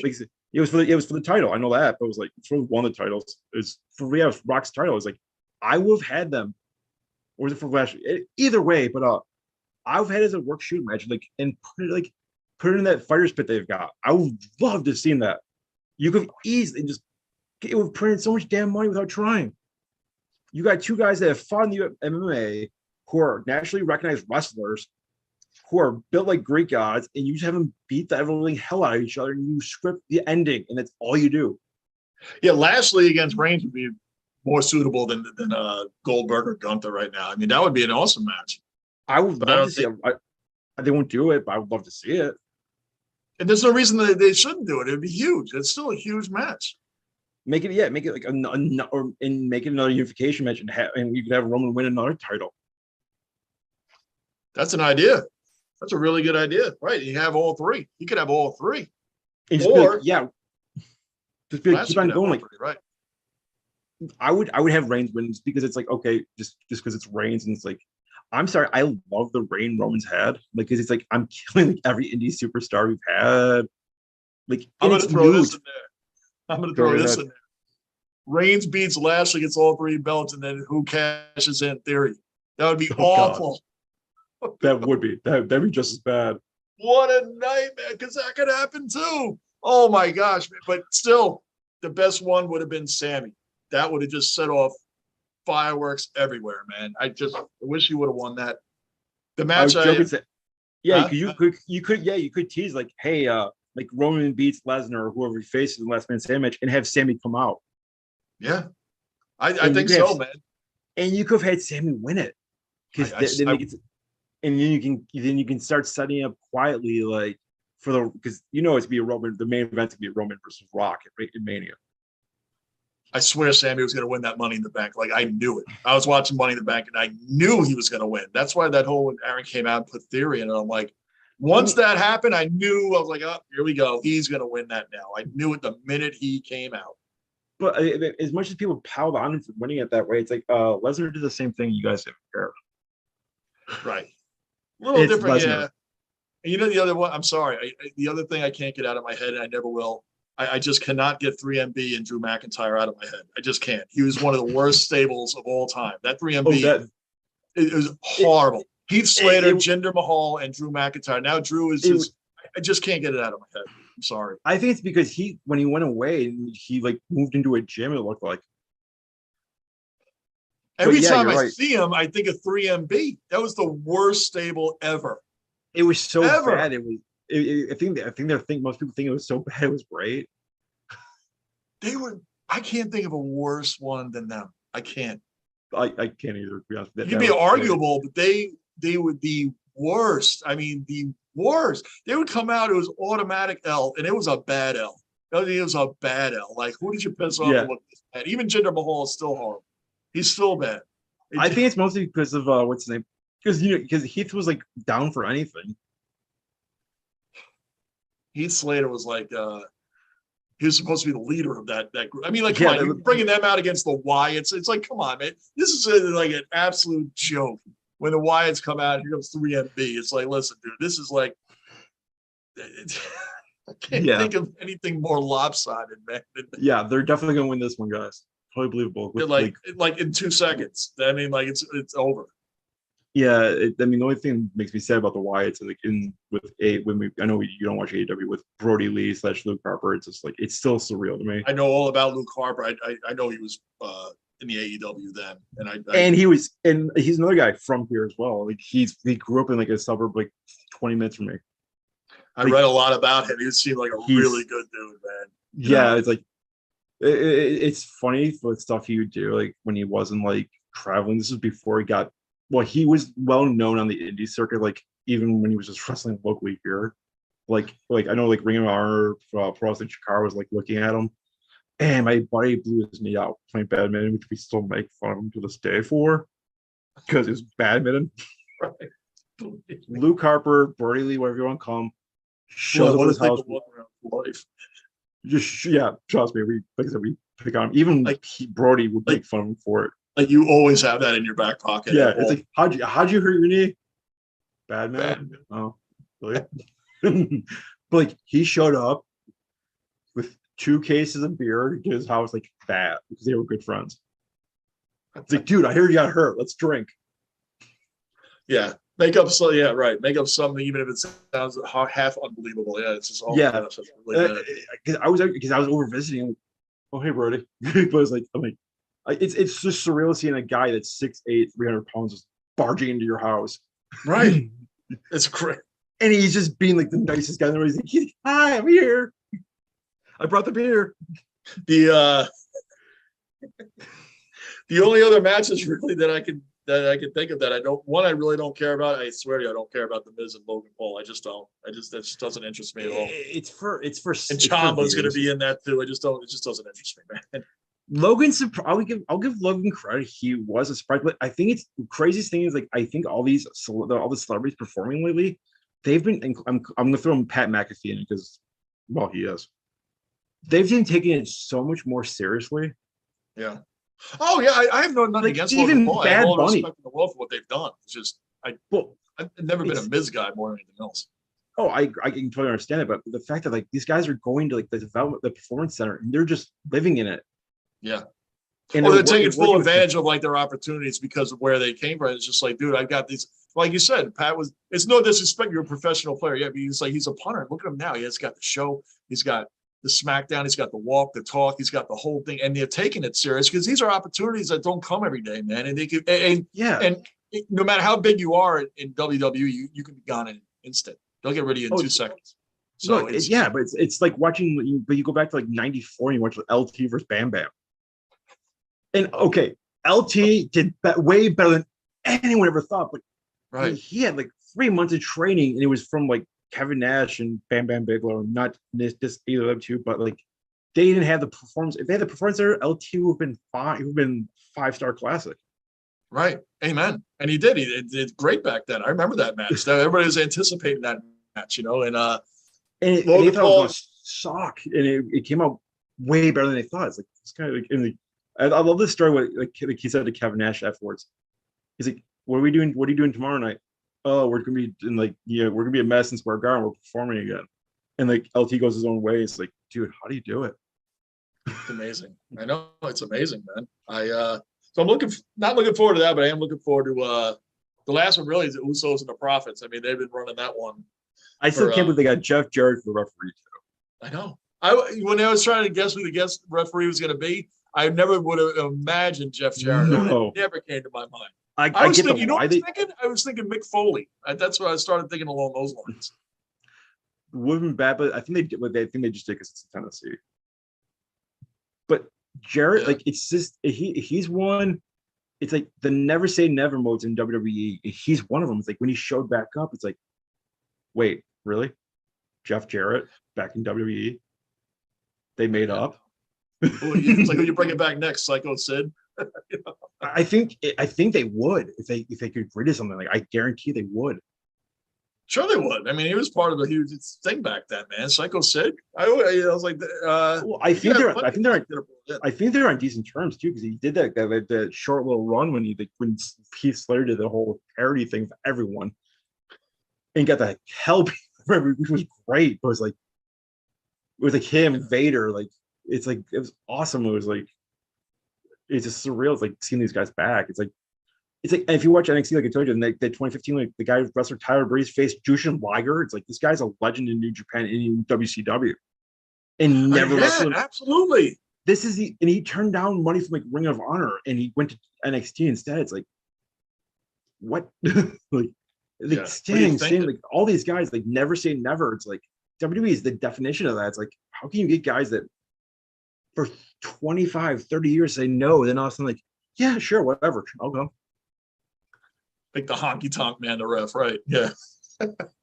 Yeah. Awesome. That'd have been awesome. Imagine if that was the guy ref. That would be like just a classic throwback that you wouldn't expect to see, man. Jeff Jarrett, I would have never guessed that. Like, I would have never crossed. I honestly was thinking Mick Foley. I thought maybe Stone Cold. Then I was, even seeing Ziggler back is like weird. He's not even that far gone. It's just like Ziggler now is in there every Monday Night Raw sitting there waiting to mess with Theory. It just, I mean, what are they going to bring back next? Alberto Del Rio. I want to see that guy. He wants to come back. Dude, he got embarrassed by Tito Ortiz. That was the dumbest. Like, dude, what are you doing? This guy is going to murder. He trains and he fights all the time still. You're going to beat this guy? Come on, man. That was a joke. He even did an MMA match. They actually let him do it. Like, he did his first MMA match. He just did one with the luchador mask on. Like, they actually let him do it. If you look it up, it's from like 2004. Alberto, yeah, they let him do it. Yeah. I'm sorry that guy was just, I don't know. I know he fought the Big Show all the time back then. It's just a guy. And then when I heard he was fighting Tito Ortiz, I'm like, they wanted to cash in what WWE did. They wanted to cash in the Latin market because they knew how much they loved like Ray and Eddie. Right, that's true. Yeah, I don't like know. I mean, not everybody's going to be Brock Lesnar going over to the MMA. It's just, look what happened to CM Punk. He got his ass kicked a lot. A lot. Like a lot. Right. Yeah. I mean, I'm just saying these guys think because Brock did, I'm just going to walk over and fight these guys. Maybe you're going to get killed. Like I said, the difference between Brock and like everyone else is Brock was a legitimate athlete. It's like you guys are pro wrestlers. Like CM Punk, you're going to go over there and fight guys Those guys that are trying to work their way up themselves, they're just like, dude, I've been working hard my whole life. You're not going to come in here for wrestling and beat my ass. And they beat the hell out of him. No, And yeah, they just did. And just the coin of JR Alberto phrase. Yeah, I was the coin of JR phrase. It was bowling shoe ugly. That's best way to put it, right? Like Alberto, you're going to fight Tito Ortiz. Like, what did you think was going to come out of it? I hope he got paid a low lot of money. He got That's the only way, boy, man. that's the only reason I'd ever do something like that, especially against a guy like Ortiz, who's like, yeah, like you said, he still fights regularly, even if it's like way low down the card, he can barely move anymore. But it's like Chuck Liddell shouldn't have fought him a third time. It's like Dana White even said Chuck was like hadn't fought professionally in like 6 years, 7 years, or whatever it was. He's told me, and Dana doesn't like Tito, and he even said, but the guy's training. The guy's still actively fighting, and you're not, and he wants to kill you over the last 2 times you beat him when you both were in your primes. So, and Chuck got killed. It's the search for more money. I mean, it's of course when Ali. It's no different when Ali fought in the 80s. It's like you needed the money. That should not have. The people that let him do that, it should never happen. That was a disgusting downfall for Ali fighting Larry Holmes. He should have never been allowed to fight that. I would His never head wasn't totally there. Yeah. What's that? I said I've never licensed him. Oh my gosh, man. That's why Tyson said when he fought Holmes, when Holmes was a little bit older, he said he was going to make him pay for that. And he made him pay. Ali did tell him to take his ass. And he did. He made him throw. I remember he hit him so hard in the gut, man. Holmes was throwing up on his way back to the corner, man. Yeah, he killed him. Like, Holmes in that documentary is so stupid. He's like, I kept hitting him and I didn't really want to, I just kept hitting Ali and it should have ended. Nobody called. It's like, dude, you could have, the guy, everything is not totally, you could have stopped. You could have stopped. Or you yell at the referee, say, stop the damn fight or I'm going to kill him. Right. Just stop.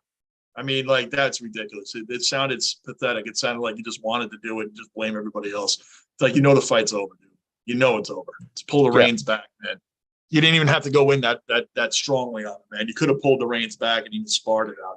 And like I said, or you really go, like I've seen fighters do it. They go look right at the referee, say, I'm going to kill him if you don't stop this fight. Stop it now. MMA guys, there are some guys that do stop when they know the guy's knocked out. Like there are some guys that do not keep pounding on them. That's just ridiculous. Yeah, yeah, yeah, like it's over. Like I don't know if the refs still want it. Maybe they don't like the guy on the ground. Hit him a couple more times. You never know. The ref, especially with sports betting now. I always say it's bad now. It's like, do they get paid per punch? Who knows? Who knows, man? Who knows? Yeah. It's like, that's a whole other talk show, extending series and making sure the teams don't get in. Right, like the NBA, you really think they want the Hawks and the Grizzlies in the finals? No, but they always say, we love having the parity. It's like, but make sure these teams don't get in, I thought that for years as a Bills fan, and I'm not going to lie, even before sports betting became mainstream. I'm like, because everyone's like, it's just like, watch some Bills games. They swear to God, they make up penalties. I hate making excuses, but if you watch some of the games, even bad teams like Bills games, the Jets games, they'll make up stuff. It's like, where are you seeing that? In that Barkley game I brought up to you, the Jets had like triple hold, like there's 3 guys holding in the same play. If you see the highlight of it or YouTube triple hold or something along that, the referee literally goes holding on such and such, decline, holding on such and such decline, holding on this one, accepted. It's like 3 holding, a triple hold. Because the difference in yards, like 10 yards, going back like this. It's amazing. Absolutely. And that was like the one time the Jets had a really good play, like that went over 30 yards and they got brought over. It's like, it's like stuff like I just laugh at like when I see obscure penalties, Josh Allen's been guilty of a few of them. Like he when he gets mad, he's not a pleasant person to be around, especially for an official. Like the Bills Rams game during the COVID era, during the last drive, he got flagged for unsportsmanlike conduct because I think he told the ref go F himself. He was just so pissed off at him. I get it, man. That's the way it is when you're that much of a competitor, Yeah, that much of a competitor. I get it. Go full circle back to the Bills and Jets and all that. It's like the thing I love about Josh Allen is not him. It's the fact I've never seen a Bills quarterback like him in the sense of like this whole team's ready to die for him. That Yeah, was my. he's definitely the true captain leader, man. He is Well, I definitely. mean, well, I'm talking about like even in the dark days though, it's like JP Losman we've talked about briefly, thankfully. But he got hurt. Troy Vincent broke his leg in practice. Like, you hit a quarterback in practice. I'm sorry, I beat the living hell out of it to touch my quarterback in practice. Right. If I'm an offensive lineman. I agree. And if I'm a coach, I throw him off the team. Like, you're gone for 2 weeks at least, if not cut from the roster. I don't care who you are. You hit you hit the starting quarterback. He broke his leg.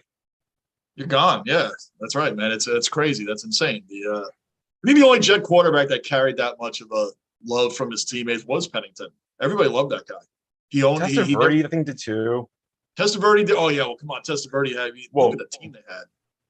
I think Curtis Martin was a huge promoter of Pennington, and that always helps when you have a guy like Curtis Martin. Yeah, I'll agree with that. Like you guys had good court. I mean, they had 99, 98 to 2000. So you had Pennington. You had good quarterbacks. It just, whatever reason, like, just injuries happened and just derailed you. Like we talked about the Testaverde injury. That's why, again, like I said way earlier, do I get excited about the draft? Yeah, I do. But am I going to do a whole show on it of what the Jets got? I mean, yeah, but I'm always going to turn it into. I got to have it translate to the damn field. I wait 3 years at least to grade a player. I'll grade it live saying, like, wow, this is a good pick. This fits the team, yada, yada, yada, like the Kyrie Irving Buffalo. But it's like, because I was calling that like weeks before the draft. Like, if Buffalo doesn't move up, they're going to get this guy Kyrie Irving. Because he fits the scheme. He's what they need. I know how Brandon Beane, the general manager, works. I know tendencies from quarterbacks. The general manager is like, if you need something, get him, no matter what you're picking. Right. But also, it's like, I will call bad picks. It's like, wait, what? Like I actually did not like the Justin Fields pick. Not so much because they got him. It's the fact they gave him a first round pick and played awful. Oh yeah. That's what it really stings, man. Is like you didn't play like no heart. It's almost like no heart. I forgot if we did this on air or off air, but it's like, I hate rookies that talk. I know. I agree. Like, Justin Fields is so guilty of this. He's like, oh, this game's slowing down for me. And the next week in preseason, they play the Bills, and I forgot who it was from the Bills, just annihilated them. Like, is it still slowing down for you, Just? Slowing down for me. Well, you're so experienced. You saw the third string defenses. It's really slowing down. Really? All you can do is just laugh at the ridiculousness of a statement like that. The game's slowing down for me. It's like, dude, yeah, you're playing the third string guys, and they're like, what happened after that during the season? If it's slowing down for you, how can the Bears struggle? It's like, you can blame it on a whole bunch of things. Rookies should not talk like that, right? I agree. No. Right, I agree. No matter the position, like, I don't think, like, that's one thing I said. I think Sauce Gardner for the Jets is a great pick. Like, he was just like shut down. I don't think he gave up a touchdown in his entire career at Cincinnati. He didn't. Yeah, I mean, all the things are there, but right, he's talking a little bit. He's talking a little bit. I mean, I hope he's not D Milner 2.0. Like, God, it's like, he was a great college corner. D Milner. That was during the John Idzik era. Do you know that John Idzik drafted? I'm throwing a number. I might be off by 1 or 2, but 12 picks in one draft and get one guy played. Idzik, right. 12. I think in 2 years there's 19 overall. None of them are in the NFL anymore, and it's only like 6-7 years. None of them. And as much as, like, I love Rex. Like, I think we talked about I-5s on air and off here again, but I loved Rex Ryan. You know what Rex Ryan wanted to do? He wanted to trade up to take up Odell Beckham that year. Yeah. You have 12 draft picks. You don't need 12 players on your team. D Milner. That one stings. That guy, I really thought we had a great cornerback coming in, and that should have been your replacement for Revis. Right. Absolutely. I mean, you had Revis and Cromartie, and it's like D Milner came in, and it's like, he sucked. He sucked.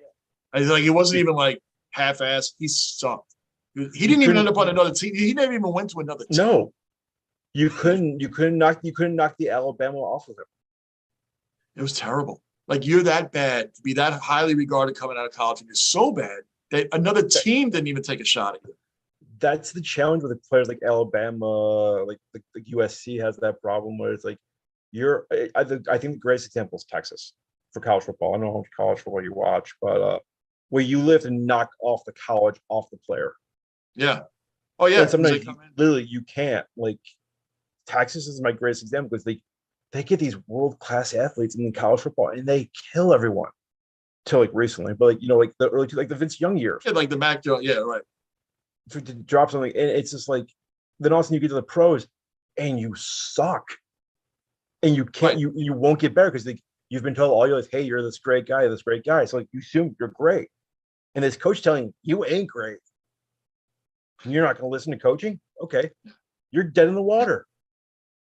And they don't listen to coach, right? Even Zach admitted that the injury when he was out a couple of games, it kind of helped them because it gave time for Flacco and even Josh Johnson. So these guys have talked a little bit like, dude, you're not going to whip 33 touchdowns because Zach would just throw bombs. I mean, the guy has a cannon for an arm. They just throw him up there to anybody, man. It's like, dude, these guys are covered. You're not going to throw through double coverage. And people are like, well, it's kind of like Brett Favre. No, don't put another name of a great player in with a rookie like this. Especially Brett Favre and the Jets. Right, man. It just. But you're right, though. It's like, yeah, he's a gunslinger. So is Josh Allen. But Josh Allen had the same problems his rookie year. He was bad his rookie year. Like, yeah, I'll admit that. Right, but that's why they said, well, Robert Saleh was like, well, he was like Josh Allen. It's like, okay, if you guys want to tell that to yourselves that, hey, you want to have comparisons, don't say them out loud. Like when Rex Ryan first took over the Jets, I liked the fire he had. I liked what he did with them. But in his press conference, he said, oh, yeah, I'm not here to kiss Belichick's rings. And we were all like,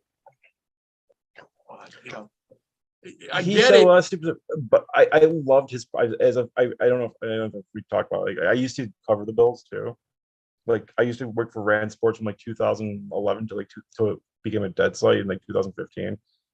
And I had the privilege of honoring covering the Buffalo Bills, which was like the least sexy thing in the history of the world. I'd rather cover like dental work or something like that. That's how bad it got to me, especially with Doug Marrone. Doug Marrone.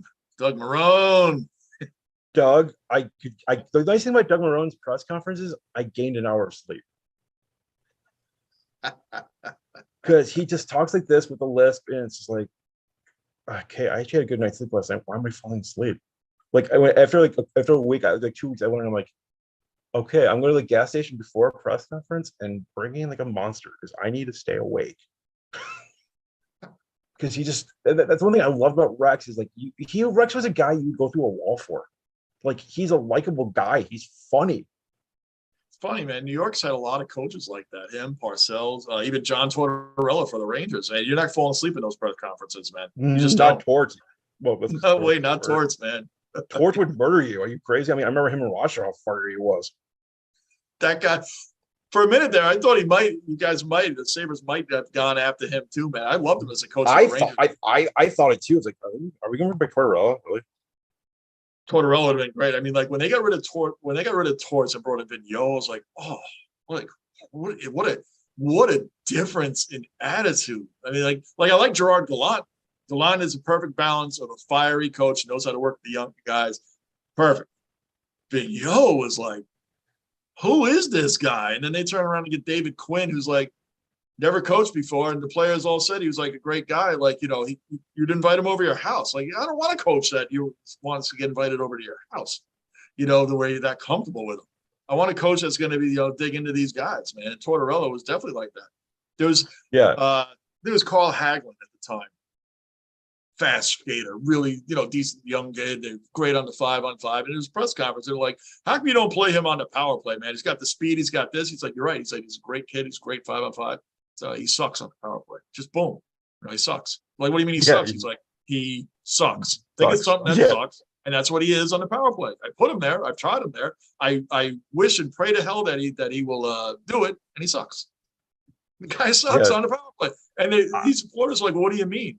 Like, what do I mean? What do you mean? He sucks. He sucks. Yeah, it's like Torts gave you the real answer if you don't like it. Right. Even if you don't like it, you can't. He's like, how do you elaborate on he sucks on a power play? I mean, that's pretty straightforward. He sucks a lot. There's your elaboration. 5-on-5 is great. Power play sucks. Hurt. Like, how do you elaborate? It's kind of funny. Good stuff, man. I mean, yeah, it's like, I mean, one thing is coaching, you just remember, that's one thing I admire about Bill Belichick. His 2-word answers to everything. Like, he doesn't give anything. And I know. I love that because he doesn't I know it's give. kind of funny that Brady comes out from under it. It's like talks a lot more, interviews a lot more, right? But I love the fact Belichick he is doesn't. I'll admire the fact he doesn't give teams bulletin board material. my favorite Belichick quote recently, meaning last couple of years, whatever, is when the Patriots were playing against the Bears and Khalil Mack. And the reporters were talking about Khalil Mack this, Khalil Mack that. You got to, the guy's great. And he said, yeah, you got to definitely count for, Belichick answer. You got to count for him. He's fast, he's speedy. And one reporter said, kind of like a young Lawrence Taylor. And he just looked at him, what? Huh. No. He's like, no. No. And he goes, what do you mean, no? He goes, well, you're talking about Lawrence Taylor now. He's like, right, but what, no one can be him? He goes, yeah. All due respect to all the people I coached. He's like, no one's Lawrence Taylor. I don't put anybody in that category. And I've coached some great players. They're like, well, Khalil Mack goes, yeah, no, we're talking about Lawrence Taylor. And he just kept repeating that. They're talking about Lawrence Taylor now. And Lawrence Taylor on Twitter goes, yeah, what he said. It's just, but it's true. You're talking about Lawrence Taylor now. Khalil Mack is not Lawrence Taylor. It's just, that was like the greatest quick answer from him. Yeah, you're talking about, it's on YouTube. It's funny. It's like, yeah, talking about Lawrence Taylor. Yeah, yeah, I mean, if you get Belichick mad, who'll answer you? And you're not asking any questions anytime soon. I think someone asked him once if he thought Tom Coughlin was a Hall of Fame coach. He was like, what? Like, how is he not? How's he not a Hall of Fame coach? Like, he beat us twice. He took a team, and then the team went down, and then he brought him back to the Super Bowl and beat us again. And we had like one of the best teams. Like, how is he not a Hall of Fame coach? The person's like, well, we just want to know if you thought. He's like, well, how is he not? Like, how's he not? It's like, he built the what's it called? He built the Jaguars from the ground up. Built the Jags from the ground up, right? Took him to the championship game, their second year of existence. Then built the Giants up, took him to the Super Bowl, beat an undefeated team. Then the Giants fell off for a couple of years. Then he brought them back. And oh, by the way, they were all on the road. They're all road games. They didn't play one at home. And, it was like Green Bay, Atlanta, and I forgot the third one. Dallas. But it was like, that's what it was. It was Dallas. It was Dallas, Atlanta, Green Bay. And then San Francisco, I think in the second run was 13-3. And Aaron Rodgers was 15-1. Brett Favre was in a snowstorm in Green Bay in the championship game. I mean, like, dude, like, why this guy is coached on the road and then went and beat the team of the era, And the hardest, in the hardest road games possible. I mean, I remember the reason why I remember that too, besides the fact, like I said, they got in their head they could win. It was like the week before they played the Patriots and lost. They played Buffalo in the craziest weather game I've ever been to in Buffalo, which is saying something because I was at that Blizzard game a couple years ago with the Colts. The other Blizzard game with the Colts. We call it the Four Seasons game affectionately because start of the game was like 55 degrees and sunny, right? Yeah. Cool. It's a nice comfortable day. It's like it's early December. Anything can happen because it's Buffalo. Second quarter, it starts raining. Temperature drops on like 45. Okay, this kind of sucks. Third quarter gets down about 40. It's still raining. Cold as hell. Cool, it's fall day. Fourth quarter, it drops under 25, starts snowing. I'm like, God, only in Buffalo. Amazing, right? I want a Super Bowl in Buffalo. I loved it when they had it at Giant Stadium. I want it in Buffalo. I wish I wish they would consider Buffalo an option. It's like when they build that new stadium because I think it'd be amazing. Yeah, it definitely would be, man. It would be incredible. And I know it's not media friendly and fan friendly and all that stuff, but I just think in the elements, man, it would be awesome. God, it's just like Buffalo in January and February is one of the craziest times you'll ever have. Like, I'll just be honest, any time's really crazy. I mean, like when I was in college up there, we had a monster snowstorm of October 13th, and it dropped like 3 feet of snow within like 4 hours. It was the heavy, wet snow that you can't do crap in. Like they shut down, like the whole city of Buffalo lost power. It's amazing. Except for UB North Campus had power, so all my friends from other colleges came over. We just got like a couple cases of beer, like 20 pounds of pasta, and just cooked all weekend. And we just drank because we had nothing else to do because we were trapped in. Well, I tell you, man, I believe the Jets is it early December they play Buffalo? I know they play November 6th, the one I'm going to here at MetLife Giant Stadium, but I think December. Oh, tell you 2 seconds. Blah, blah, blah, blah, blah. December 11th in Buffalo. I am. I'm trying to be trying, man. Trying to work that And out. I really am. And if like I said, the if Bills it, Mafia in the comments are all like, dude, come up here, you can hang out with us, you can do this, and got a ton of yeah, invites. you've got Like, an where are open you, invite. Jersey? Yeah, you gotta wear the O'Donnell jersey. Gotta wear that. That thing is beating to hell, man. I I'll don't see if I care. can see if I can squeeze in that. We're talking that's a long time ago. I'll see if I can squeeze. I was in a little bit of a different frame back then. If I I can, see. But no, what was it? Like, I'd be pretty impressed if I could fit in that thing. well, like I said, the crazy thing, and like I said, that it's just like Buffalo's like fans and the players are so intertwined. It's scary. Like, there's charity events, and like Bills players will just randomly show up. They won't show up invited. They won't show up invited. They'll just show up.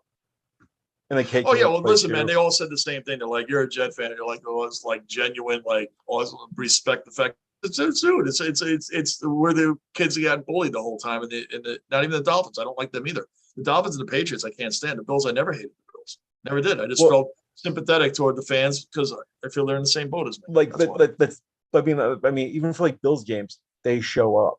Like Ryan Right, we show Fitzpatrick up. last year was there. Ryan Fitzpatrick was at the playoff game last year, uninvited. Like he like Eric Wood. I don't know if you remember the old center for the Bills, Uh-huh. because he does the radio show for the home games, or she does his radio games. Like he goes, Ryan, we can get you, like, we can call this guy. He's the head of alumni. We'll get you tickets, no problem. And he goes, oh, my old neighbor in Buffalo bought me tickets already. Don't worry about it. It's awesome. That's Stuff like awesome. that. And there's a picture of him like shirtless, celebrating everything in Buffalo. It's in January. This is an NFL quarterback for another team in Buffalo celebrating. But like Dude, the crazy stories are like Lee Evans comes back for one game a year, and he tailgates that's awesome. inside in the Pinot lot. And the craziest thing, like if it's an early season game, his mother will make Jello shots. Really? That's great. It was I remember this one vividly because it was an experience. We'll just call it that. Okay. He or if it's a primetime game, they'll show up. Like his dad's idea of tailgating is, okay, it's a Sunday at 1:00 game. I'll be there Saturday. First of all, Nice. like Nice. they'll start tailgating Saturday afternoon. That's one of the cool things about Buffalo too. I'll get to that in a second, but like his mom for the Bills Broncos game, God, this is that year they made the playoffs in 2017. His mother made 500 margarita Jello shots. Oh my gosh, man. I don't drink anymore, but man, if I wasn't that time, forget it. I would kill it.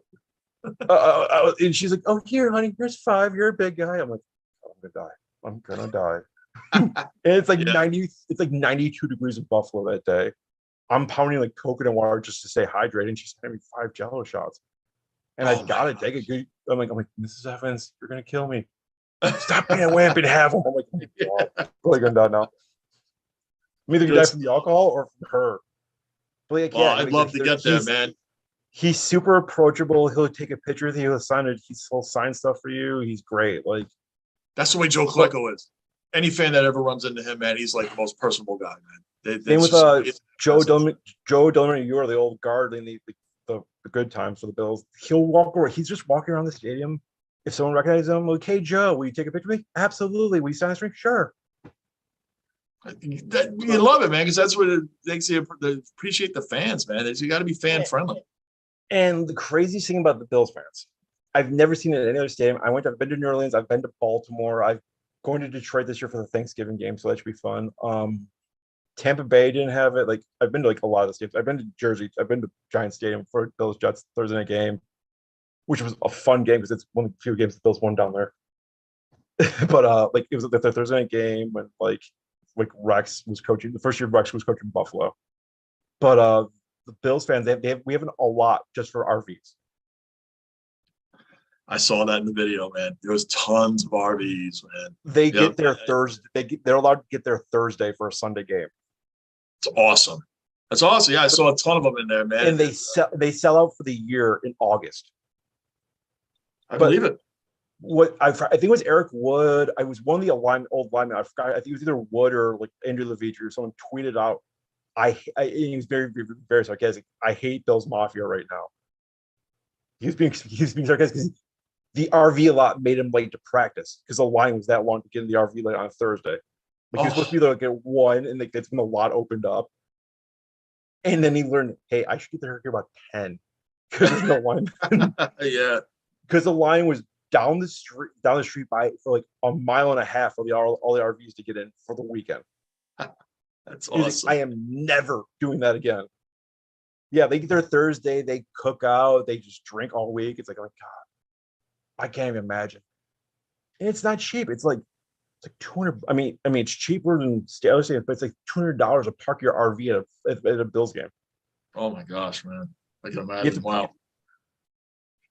Oh wow, so you know fuck right, but it's like this 3 hours flew. But it's like, It yeah, did fly, like, man. yeah, it's good conversation with a good Oh. new friend. But yeah, it's Well, like, that's the whole thing, man. Because when Lou and I are on, like I always say, anytime something goes wrong, we're tech dummies, but we're figuring it out. Because I can get you on with me and him, and I can get it 3-screen. Like I think I actually know how to do that, and like I'm all proud. Because I still wonder what happened to the rotary phone. You know, that's where I'm at with a lot of things. I mean, I live with technology, especially when we do shows like this. I live by the man adage: if you can't screw up because it's live. Right, and that's it, man. But you know, when it just flows like this, and these are things that's so easy for me to talk about. Lou is like a baseball genius, man, and he's great with the other sports too. And it's just, to me, they're just phone calls. You're just talking to a friend, man. It's just I can go on and on. We could go on and on for hours, and I know it's got to end. But this isn't right. It's a new friendship, man. It's awesome. It's just, there's another Bills guy. He calls himself Bills King Mafia. It's Miller Time Sports Show. I've been on his podcast times. Yeah, Daniel, Miller Time Sports Show is his podcast, and he's had me on twice off the same thing, off the same reason. There's so many like Bills fan sites out there. It's amazing.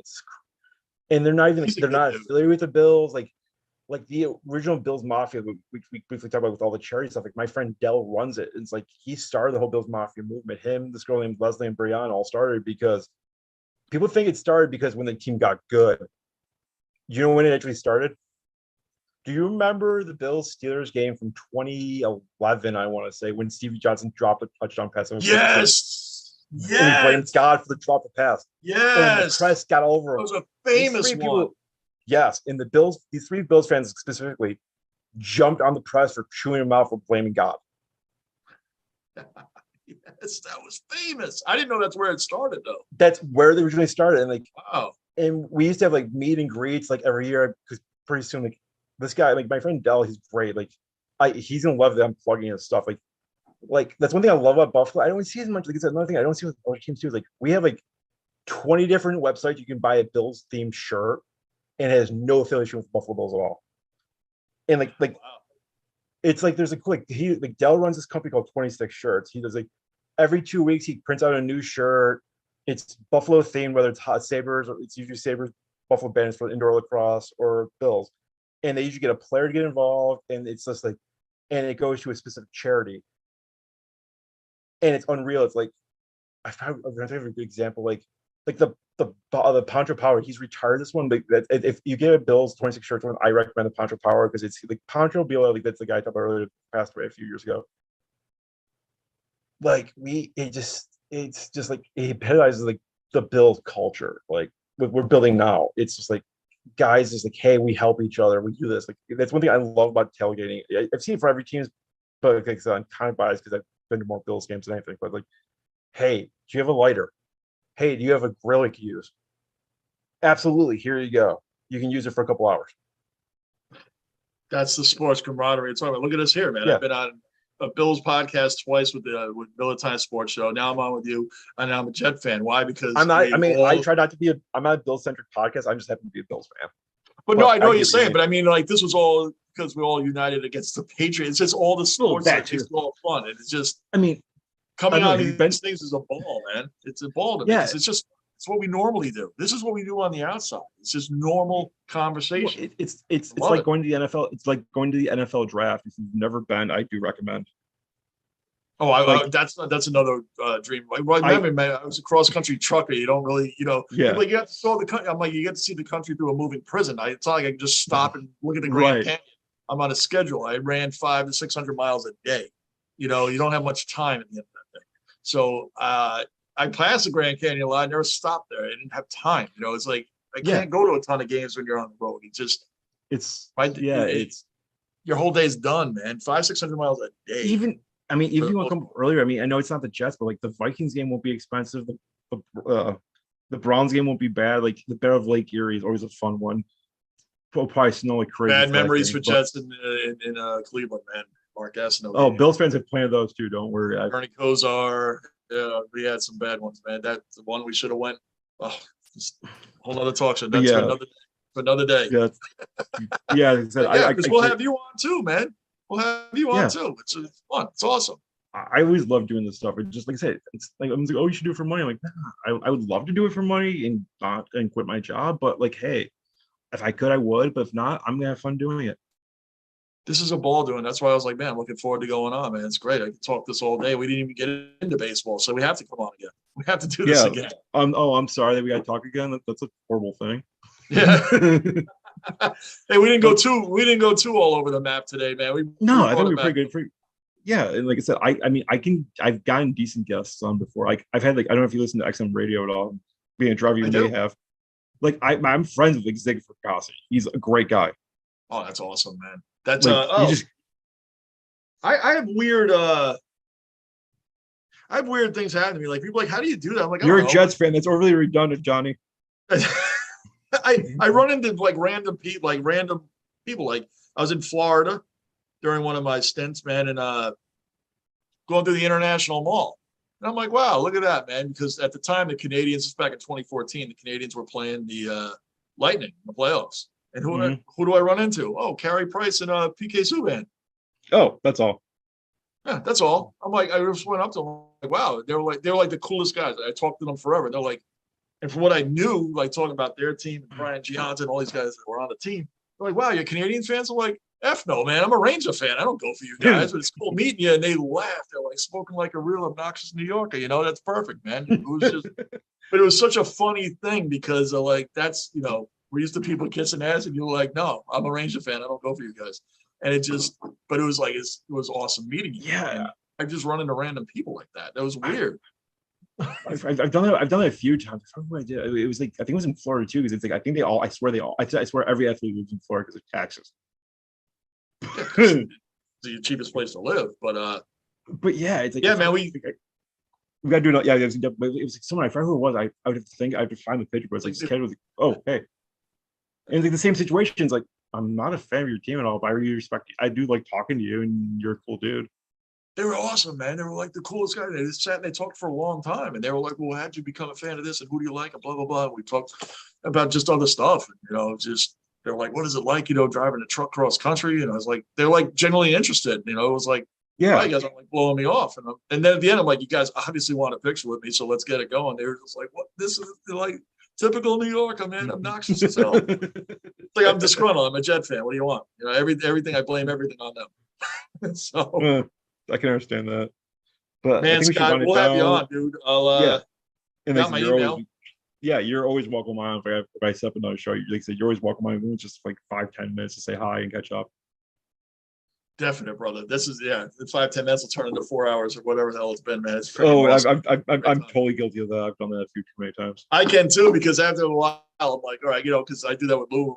We'll like start talking, and then like when we're done with the show, we'll like call each other and be like, blah, blah, blah, blah, blah. Or you didn't mention this, and we'll like, you know, it'll be another 2 hours on the phone. Just, you know, Yeah. because we get talking. You don't meet many. I mean, some people that are say they're fans of these teams, and then you talk to them, and they're like, I don't know, I'm not getting the vibe. You know, like some people just Yeah, act like they know a lot. It's like, I mean, like we know a hell of a lot. But you know, if you're a fan of a team, you're a fan. It's just right. I don't get the like what I said to you often. Thing is like, you know, all these newfound net fans. I'm like, I don't remember any diehard net fans growing up. No, But, you know, and all these I stars that are at can't the say it. games, like, are they going to be there when Kyrie and Katie are gone? Probably not. You know, like, so they're going to be back to the wasteland. yeah, But it's just the way it is. I don't even hate the It's- Nets because no one ever cared about them. I'm a Knicks it's fan. like the New England Patriots before Brady. Even with Bledsoe as quarterback, they weren't as obnoxious. Not at all. Not at all. Right. They And were like before the- that, when I was growing up, the Patriots were what the Jets are now. They were like a joke most of the years. Yeah, They were pretty much the zero. fans were like they were the Chicago Cubs. They were the lovable losers. Right. Right. That's why we feel when we have a quarterback that comes out that plays one great game, we got the next Kurt Warner and Tom Brady. And then Go Mike until he has to Smith. play this Yeah. game, he's our guy. We even have articles about we have a quarterback controversy now. Like, here we go again. This is the patheticness. This is how desperate we are. We go on all day, brother. We go on all day. Yeah. Let's call it a show, man. It's been 3 hours. We'll It's call been it a show. solid 3 hours. It's been awesome, man. It's been awesome. Yeah. I Thank really, you again really- for coming on. I wish my co-host could come on, and she was having computer issues. She messaged me about like 9 o'clock. It's all It's good. still Man. like- 9 o'clock. That was like so yesterday. Yeah, no. I mean, it's still like apparently it's still like 93 degrees in Philly, so like I can measure Oh, probably just Dude, in it's South Jersey. blazing outside, and I It was- It's the I same still thing, got to get my dog wrapped up. There's things I got to do. This has been yeah, awesome. I literally took a step outside today. I was like, oh, this sucks. And I had a day off today. That's why we could do the show tonight. I usually do it Saturday nights because of that. I at least Yeah, I was just too bad. I had things to do tomorrow. Today was the better. I could have, but today was the better day. Today yeah, was that's just- why I asked, like, which works better, and we've made it work. But at least I say I took a step out today. It was like 87 at like 9 o'clock in the morning. Like, oh, this is Do those. Send me email me or Yeah. Twitter me that Gunther match because I'll forget. I'll forget when we Yeah, get off. I'll Just hit me again, please. I'll send to you. Yep, I want to see it, man. So please send Okay. it to me. Yep. Scott, thanks again, brother. Donnie, yeah, man. absolutely. I'll be in If we'll touch. do that Definite, man. We'll have you on too. Sounds perfect, man. Have a great All night. Jets. Go Bills. It's gonna be fun. All right, buddy. See you, dude.